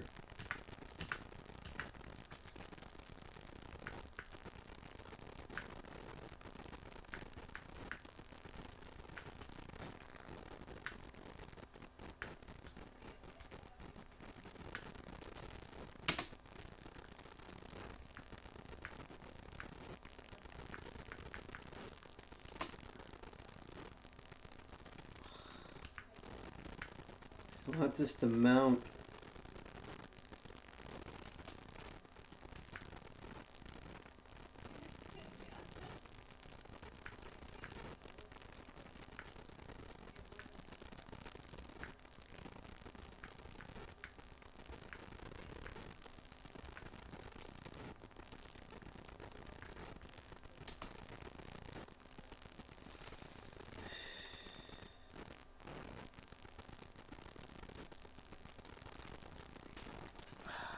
God, my brain's on fire. I knew this was going to be the hardest part. Alright, 10:30 is going to be my cutoff limit. We might not even be able to get a chance to run the node because bullshit.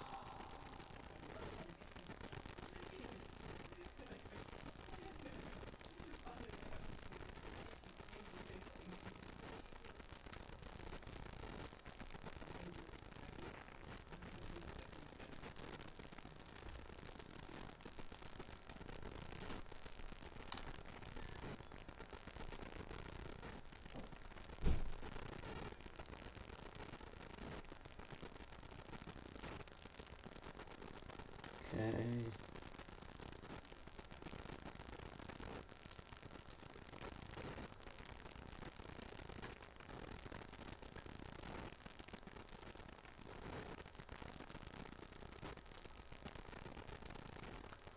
Alright, I'm gonna try rebooting here.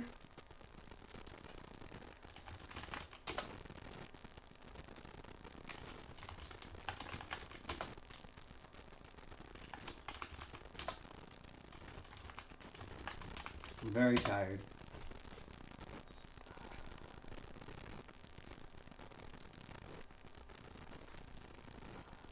Alright, let's try this. I'm gonna have to turn this off, turn it on again. Here we go.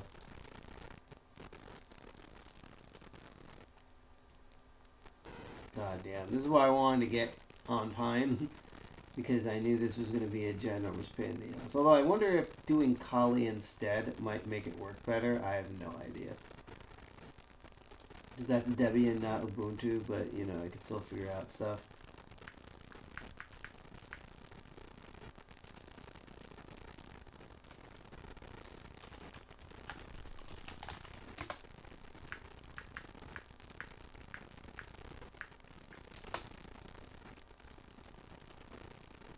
Same error, right? Alright. Let's try all this shit. Let's do it the super complicated way. Then if not, I'll try Kali and see if that changes.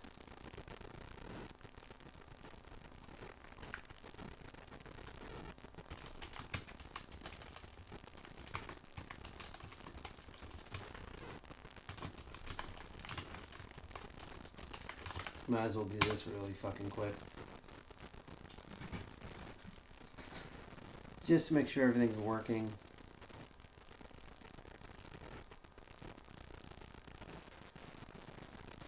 So we're going to update and upgrade. And then I'm going to try to edit the C group config file directly and then try to run it and see if it works. Well, we're about to find out. While I'm talking about this again, if you liked watching me so far suffer trying to install Docker on a fucked up version of Ubuntu so far, I am trying to raise funds through DCG 201 for Doctors Without Borders, which is right now currently trying to help wounded and injured people and starving and disease-filled people in the Palestinian Gaza region, thanks to the ongoing Israeli-Palestinian war and genocide, I might add, and as well as them doing disaster relief around the world, including in the United States. But that's the main focus right now, especially since they got attacked by the Israeli Defense Force. And so we thought that our charity up until the end of March would be to help these amazing volunteer doctors, nurses, and medical professionals help for free all these people around the world. So if you want to donate $1 or $5, or if you want to try to knock Murph, who has $50 donated, knocked us to nearly half of our donation goal. So thank you so much, Murph, for that. That would be very much appreciated. And we get a notification, we cheer you on. There's multiple ways you can donate in chat. I posted the link directly. It's also in the YouTube description.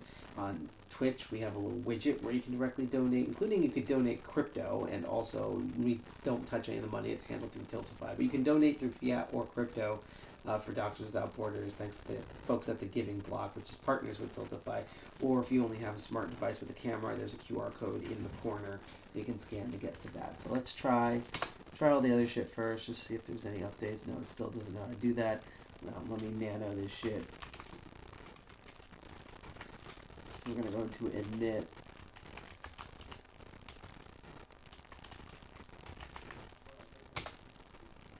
Alright, let's add the config file here.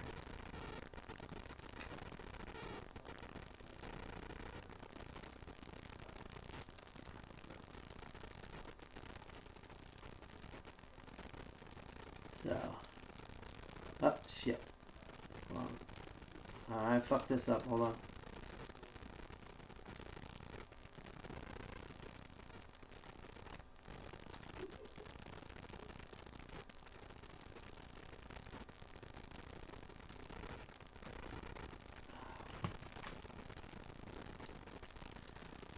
So that's that file. Let's do all that.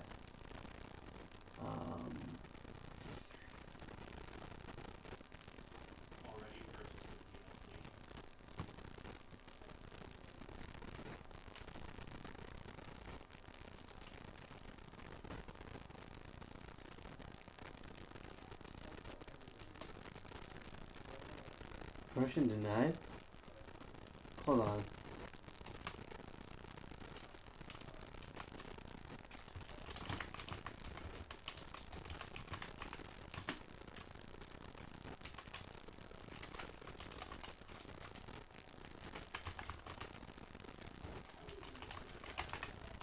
This might be the reason why it's not working.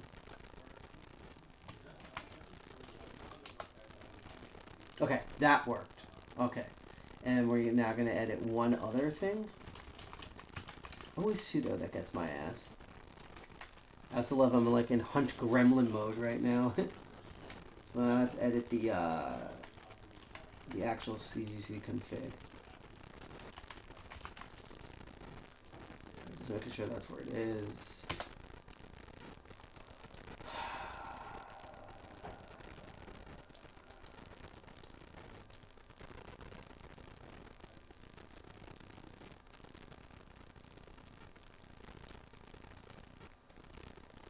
God, I hope this doesn't break everything.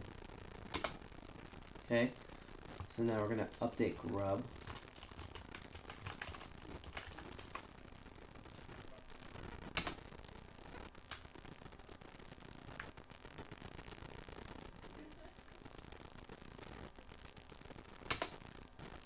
That's weird. Let's just do general update.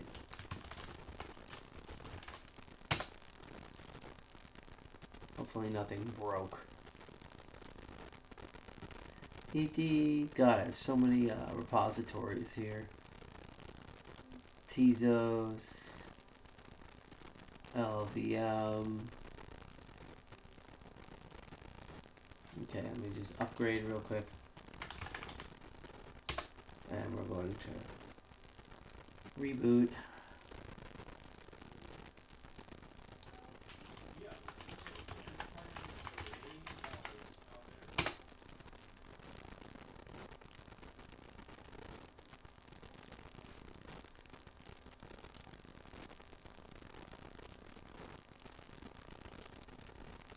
All right.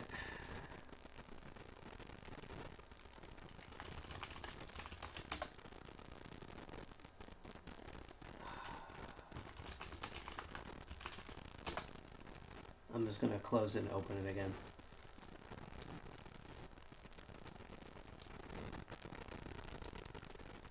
Then I'll try to quickly do this in Kali, and I'm going to die laughing if it works in Kali. Because I've done that where it doesn't work in Kali, completely works in Ubuntu, and vice versa. So, fun.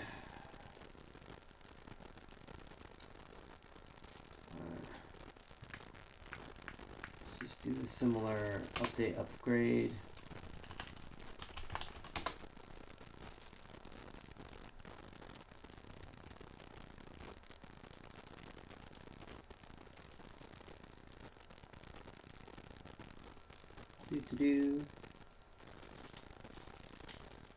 Boy, I really wish I started at 8 now, because I have work tomorrow.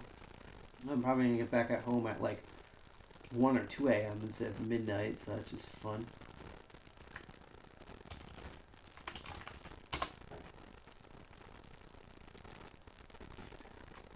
Let's try this. Why can't it recognize it? This frustrates the fuck out of me.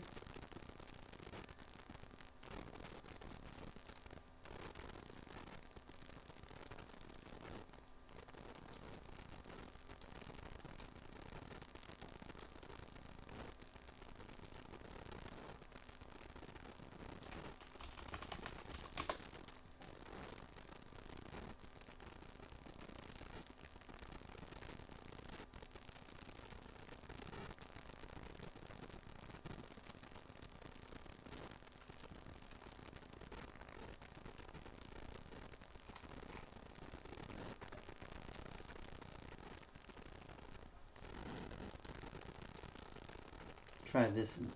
Oh. Let's try this instead. Yeah, it can't find it. Why can't it fucking find it?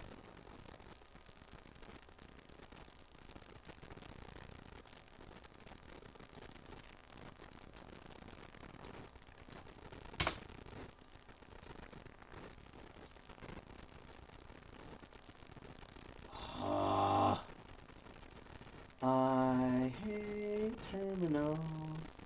I hate my life.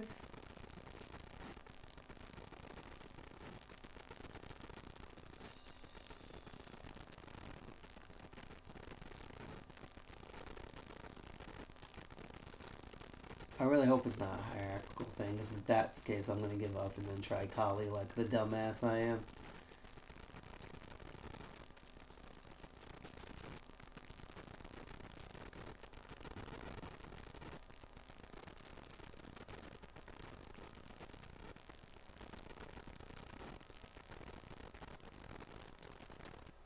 Let's just see what the status is. It really goes down to fucking system D, isn't it? Alright. Here's what I'm going to do. Let's get rid of Ubuntu. Let's load up Kali.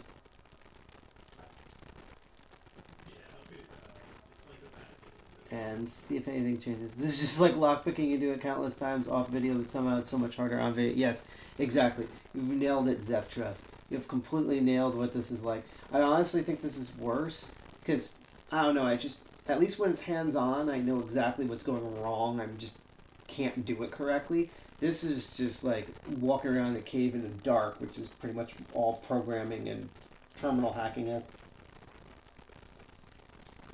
So we're going to go back to square one. Let's see if... I don't think Docker's loaded on here, but we're going to try.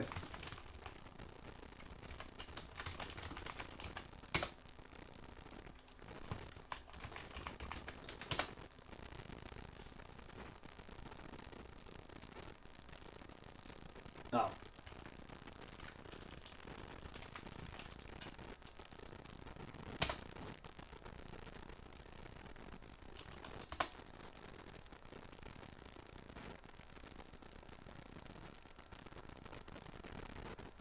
Huh. It's System D again, isn't it? Oh, this is so annoying. How did I install Docker before? If I didn't have system... This is so confusing. Hold on.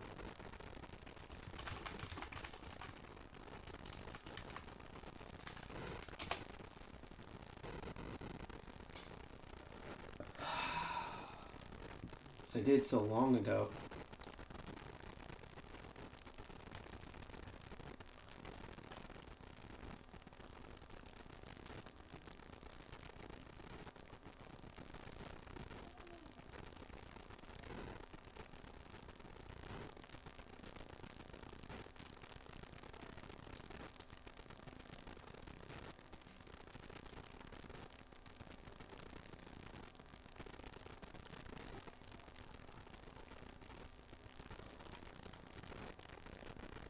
That's not what I want.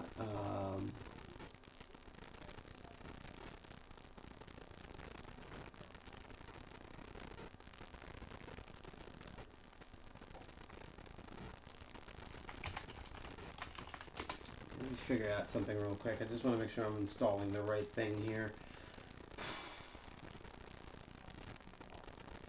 Come on, come on, come on.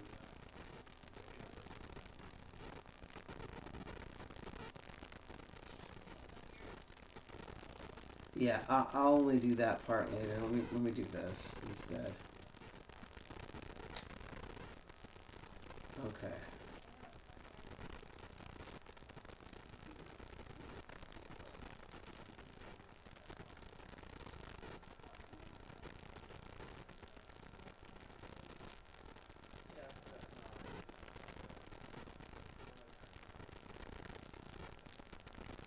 Jesus fucking Christ.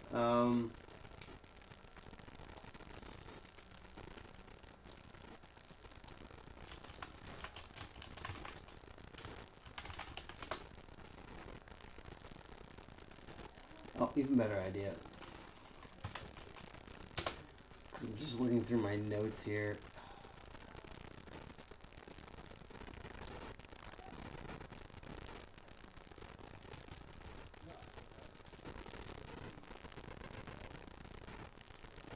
Alright, let's try this again.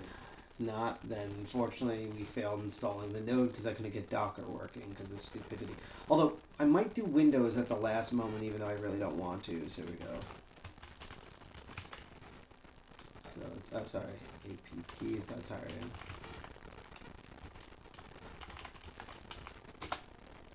Let's try this. Okay, now it's going.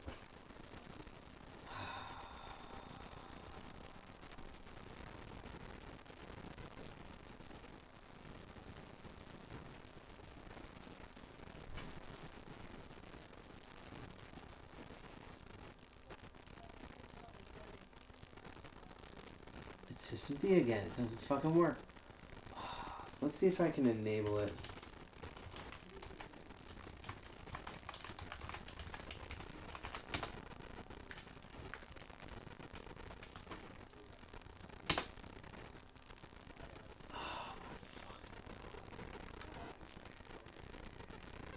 Alright.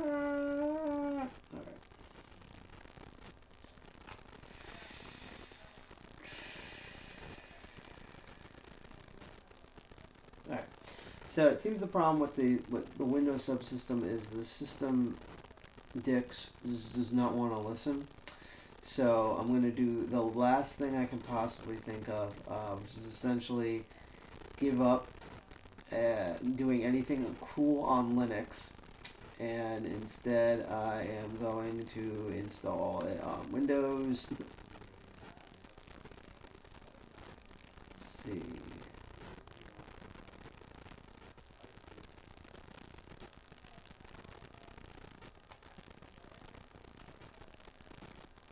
Hang on, I just realized something with Windows. Hold on. Let me go into face mode real quick and look this up so you get to look at my face really boringly here.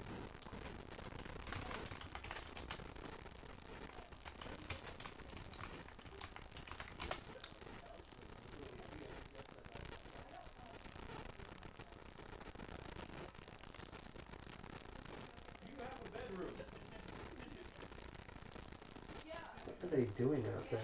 I'm not wrong in this argument, right? Like, just, like,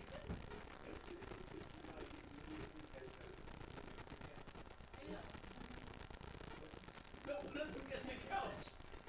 Let's see here. Brain's dying. Actually.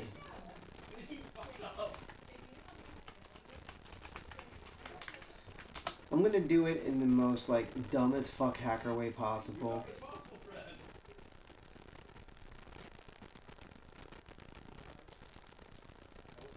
So, this is gonna be really funny. I'm just gonna do it in the most bullshit way possible here. Let's go back to desktop mode. Alright, I have to resize the window, unfortunately. Where's terminal? Where's terminal?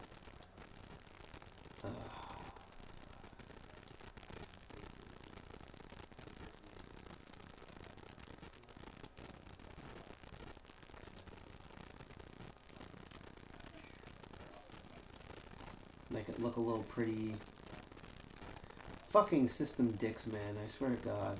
Because now I'll just do the direct visual install. Transform. Extend this all the way down.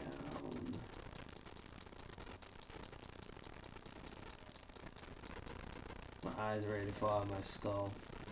If I'm here till 11, I'm just gonna rage quit all of this. This sucks because like I can't even properly test Presearch. This is all like this is literally all just because Docker's fault. The frick? Hold on.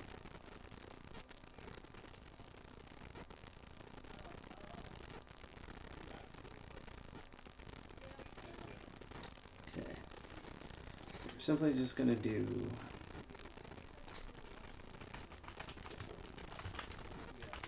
through fucking PowerShell.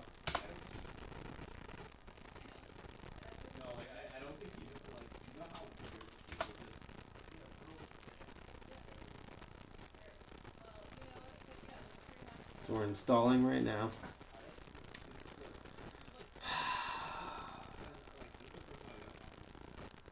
What? Alright, you know what? Fuck it. Let's not do any cool code stuff. Let's just do it the most boring fucking way possible. I'm downloading the thing for Windows directly. Just downloading the installer because I've given the fuck up. Try to do cool code hacker things and then nothing fucking works because the fucking system dicks. Never have these problems with Arch Linux. I have this problem everywhere else.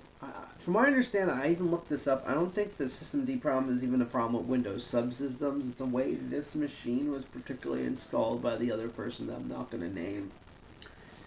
That's why I need to do my own ground up installs here in the future to avoid bullshit like this. Because I'm hoping that the first half of 2024 I get a new machine that's a completely different streaming beast. And I can configure it from the ground up exactly the way I want it. So we're doing the boring part here, and we are simply just installing directly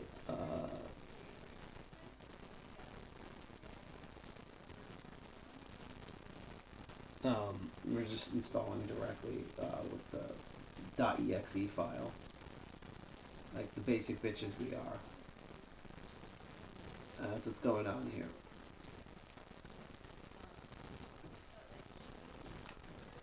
Alright. Oh no, this is not what I was doing. Hold on.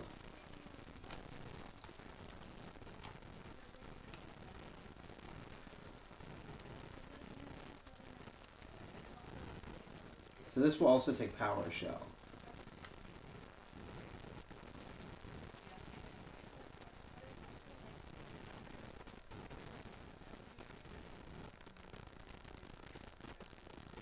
So what I might do here, let me add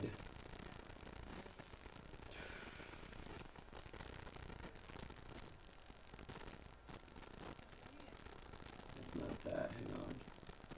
I'm gonna add a thing because I want to see if I can actually bring up Docker visually since I'm installing it directly. Right now my machine's freaking out. At least this was, I guess this was somewhat entertaining for everyone to watch me like Dr. Scratch and Sniff rip my hair out over all this. I think I'm temporarily going to use folders as my window here, so we'll see about that. I also hope that I don't have to restart the computer in order to do this, because then I'll like fully give up.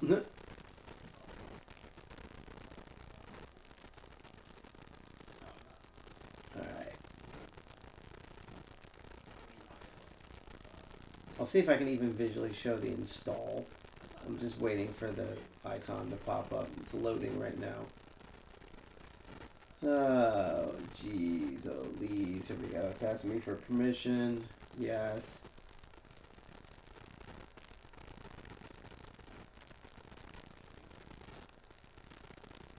We're getting there. I love how my phone's fully charged with this bullshit.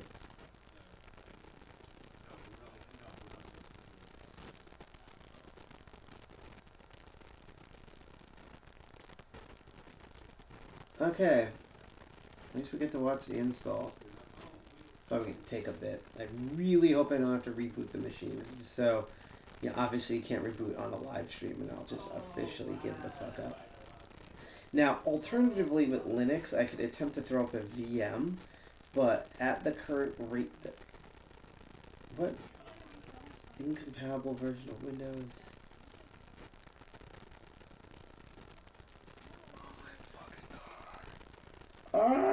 Alright. Here's... I'm about to lose my fucking mind.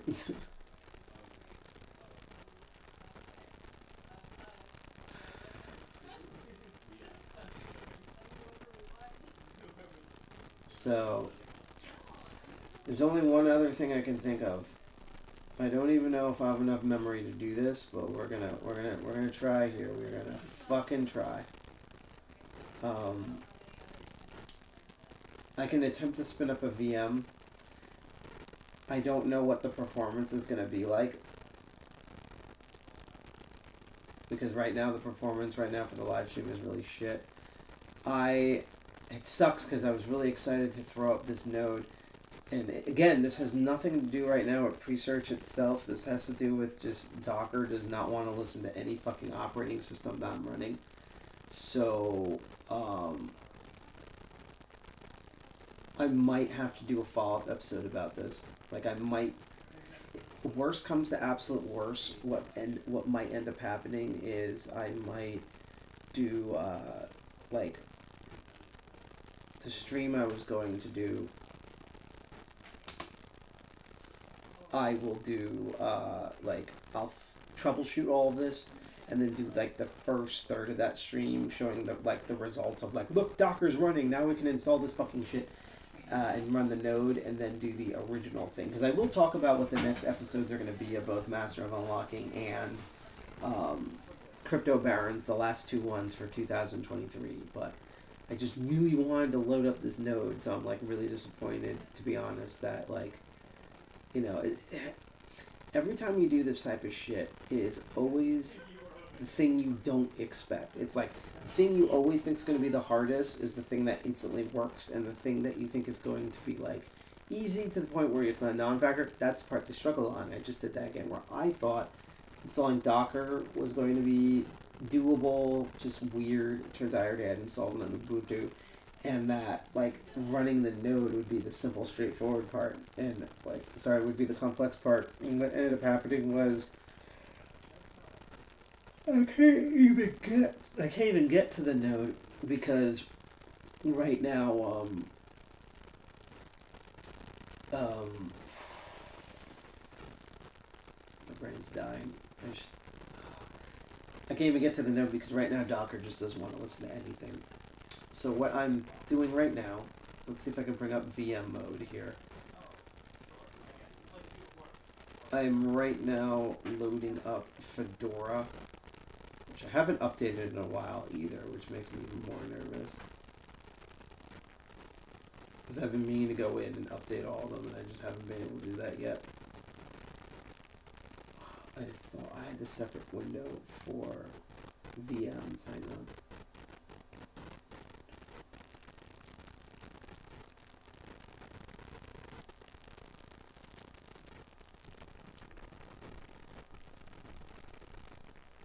Terminal. Fuck, I really thought I had one for VMs, but I guess I don't anymore. So here's what I'm going to do. I'm just going to use this generic one to look at it.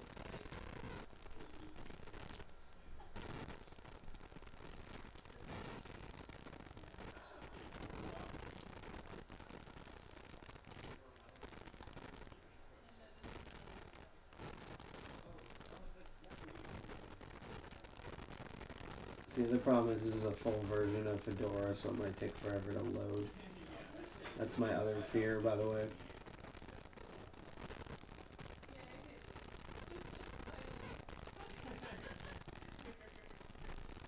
Like, Parrot would definitely probably be faster, but I don't think I'll have enough memory left for it.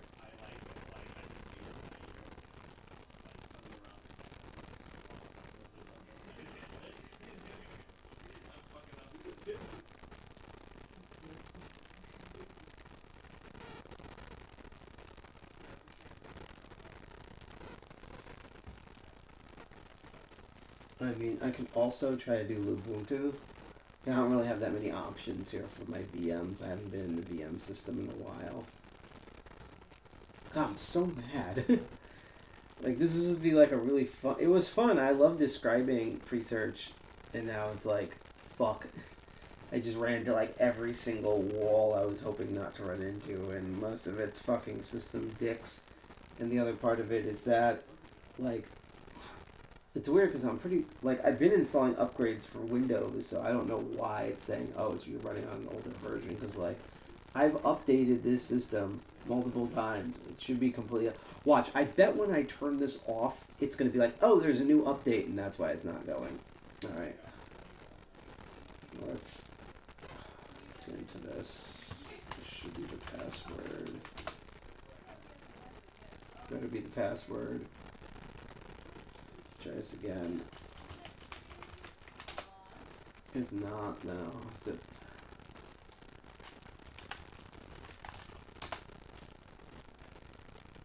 Don't tell me I can't remember the password now.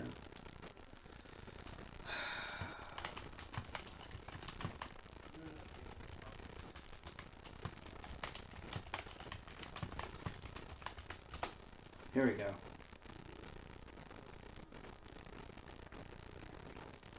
God, I really hope this fucking works.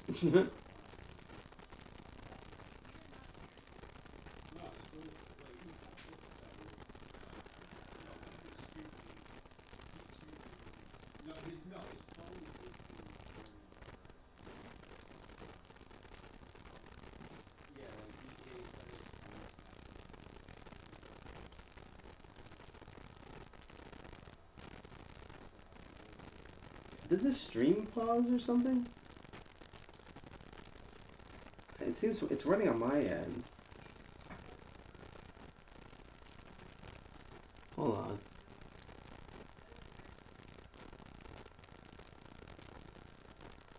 Yeah, it was just my end was weird, I guess. I don't know why you're not all seeing what I'm seeing right now. You should be able to see like the actual VM itself. I don't know why it's not showing up properly. It's probably I hate life. Alright. Right before I give up, I want to try one last thing. And it's not going to solve anything. I just want to know why it's not updating. So I'm just going to dig through Windows just to check this out. God, this was so annoying. Yeah, I didn't do all this prep just because I thought it was going to go through for the most part, and that, you know, we'd be able to like watch me just go through all this and everything. But that's not what happened at all, unfortunately. So what I'm going to do is, let me just go into my systems here.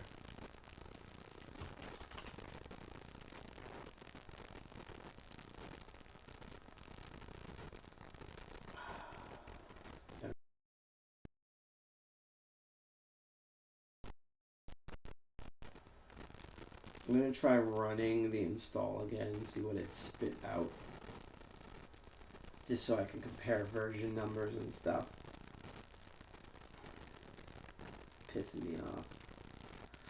Again, so what I might have to do is, I'm busy all week, but like starting this Sunday, I'll like troubleshoot all of this beforehand and get Docker running, and then what I'll do is like, as a makeup, that the next stream, before we get into the main topic of that stream, that I will finish up what I was doing on this episode, and we'll actually deploy the node and everything.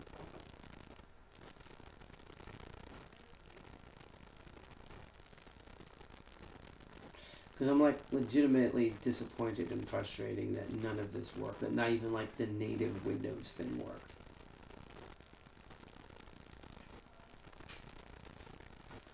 Okay, so that was that.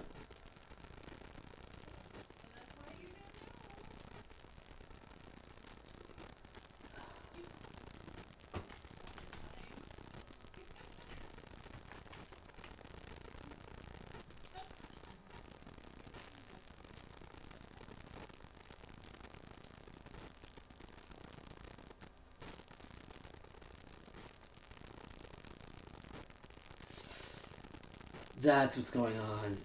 Fuck me. Wow. Hold on.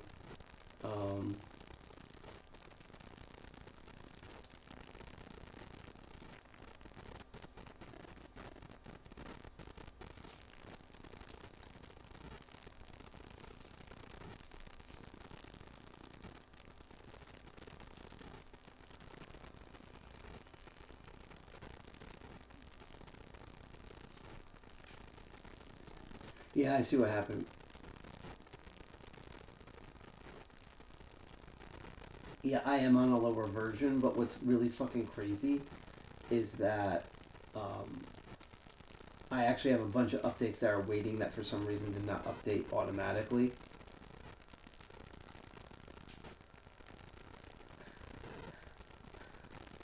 So that's why it's behind. So I did, like, if I streamed this 3 days ago, I would have had an updated version, but now Microsoft updated it, so that's why it's not being compatible. Holy fucking shit. Alright, so unfortunately, everyone, the Elite Haxor has been defeated because System D fucking sucks, and just basically nothing worked. So unfortunately, on this episode where we're supposed to learn more about Docker, what I learned is that Docker is way more complex than I thought it was.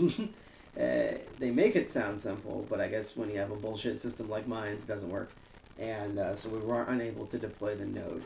However, I will say that that on the next episode that we do, that I'm going to talk about in a moment, I'm going to troubleshoot all of this, and I will show the node running in the beginning of that episode, because it's going to take a while to get to that episode.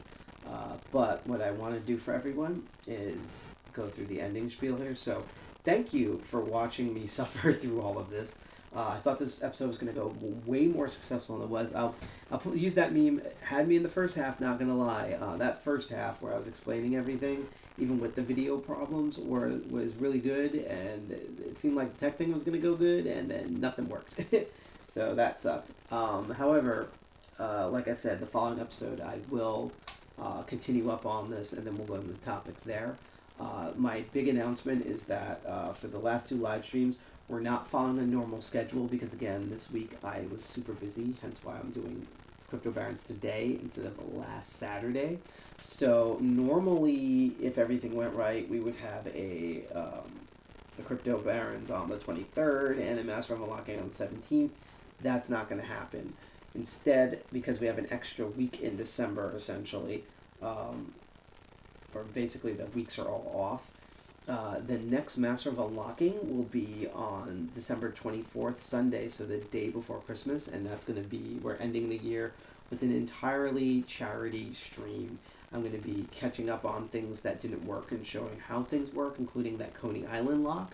I'm going to go through, I might bring some new locks. We're going to visit some old haunts that pissed me off, and it's basically just going to be an hour plus of me futzing around, and the entire stream is just going to be focusing on raising money for Doctors Without Borders. So that's that entire stream. It's just a potpourri mix of all the stuff ending the year, and hopefully we get more money donated, even though I'm very grateful again for Murph for donating that $50, because that literally puts us almost halfway to our goal already, and it's been only 3 episodes in. That's insane. Normally it takes us like a month in order to get to there.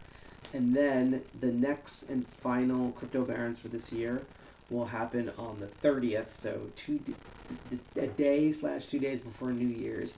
And again, the beginning of the episode, I'm going to show the Presearch Node running, explain what went wrong and all of that.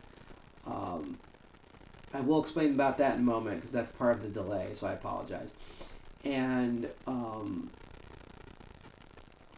the last Crypto Barons, we're going to be looking at a social media platform that's done on blockchain, that's done by like hackers, fuck hackers, called Nostra, and we're going to be running that. And for the first time on Crypto Barons, there's going to be a hardware component, an actual hardware I have to build in order to get that to work. Hence why I'm giving it another week so the hardware can come in through the mail. So basically, 24th, final Master of Unlocking for the year.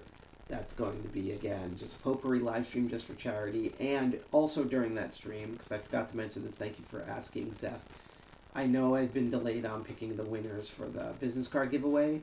That's the day where I'm going to do the randomization and pick the winners. And then they're going to be shipped out the 26th, the day after Christmas. And whether it's before New Year's or the first week or 2 of January, you'll be able to get your card in the mail. So thank you for reminding me of that. That is on my list. I'm just so tired that I forgot to mention that because I was also trying to make sure I mentioned Coney Island things. So I'm very tired right now. Again, thank you for all putting up with me. And then again, the last Crypto Barons will be on the 30th, December 30th, and we're going to look at Nostra and do all of that. But I will also show the Presearch Node running because I feel like Presearch, despite my criticisms during the episode, is such a very interesting and well-designed platform. I've been using it as a customer. It's been great.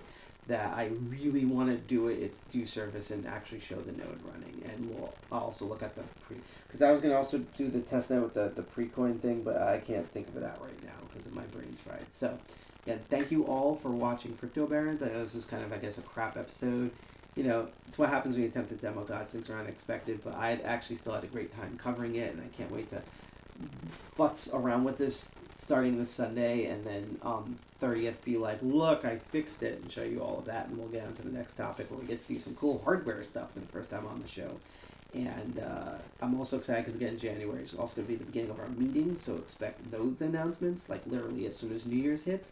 And finally, I haven't pinned the day down. If everything goes right, it should be January 7th 2024, but the first episode of Master of Unlocking, we're going to be doing a revisit of the Lockpicking Lawyer drinking game, and it's going to be an open thing for Hack Manhattan. So I already discussed it with it and staff, and that's going to be a lot of fun, whether you're watching it on live stream or actually being here in person. So that's something I'm looking forward to. And of course, I have a ton of... There was something I was supposed to do as an episode before 2023 that everyone couldn't make it, so now we're doing it in 2024, January or February.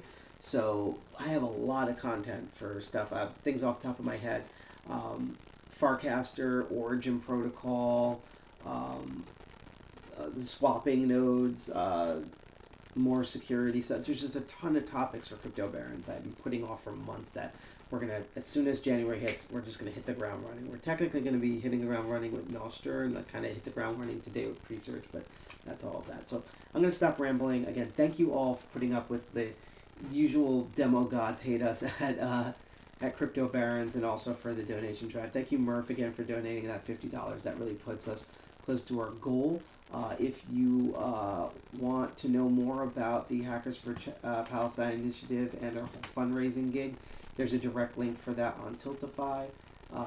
If you want to go check us out, because we're going to be using a lot more, especially for our meetings, and we've been also highlighting community stuff, there's our blog on Medium. If you want to follow us on all the socials, whether you're on Twitter/X, however the fuck you want to call it, you're on Instagram, Mastodon, we're under whosucks.social, Blue Sky, a bunch of different platforms, GitHub. There's the link tree. And then finally, again, we're trying to use this more. I've been using Discord more, but I really need to do some spring cleaning for our Discord. But here's the Discord chat. You can at least find me and ping me up on there. So again, thank you so much for watching today's episode. I'm going to make up for it on the next episode. So again, next final Master of Unlocking for this year, December 24th. Don't know what time yet, but it's December 24th. And then last, Crypto Barons, which we're going to be following up on the Presearch stuff, actually running the node and then looking at Nostr, is on December 30th. And then we'll see everyone for next year, including our meetings. So thank you for watching. Thank you for donating for Doctors Without Borders. Continue that going on. I'm Sidepocket from DCT201. Thank you for watching the live stream. We're going to be rating someone if you're on Twitch, and YouTube is automatically going to go on to a different video, so stay tuned for who we're going to visit. This is the end of the Crypto Baron stream. Hack the planet, Dirty Jersey represent, and remember, I actually just remembered that one of the cool things I was going to do at the end of the stream, but it's in the other room when I'm too lazy to get it, is there is a new sort of adult Happy Meal at fucking McDonald's. It's done by this artist. I just wanted the toy and to try it out. These like little Chicken McNugget figures. Boy, do they pick the most ugliest people. Yeah, and I was going to do a mini unboxing here, but I'm too tired. I'll show them off on the Master of Unlocking thing. I'll have them, the little nugget toy sitting there while you all watch. So just, not really and remember, just fun side thing. So yeah, we're going to listen to the music. We're going to go raid people on Twitch. We're going to go see another YouTube video. Thank you for watching. Peace out there. I need to go sleep and go to work, and that way I can also prepare for more DCT 210 stuff in the future. Enjoy the music. Bye.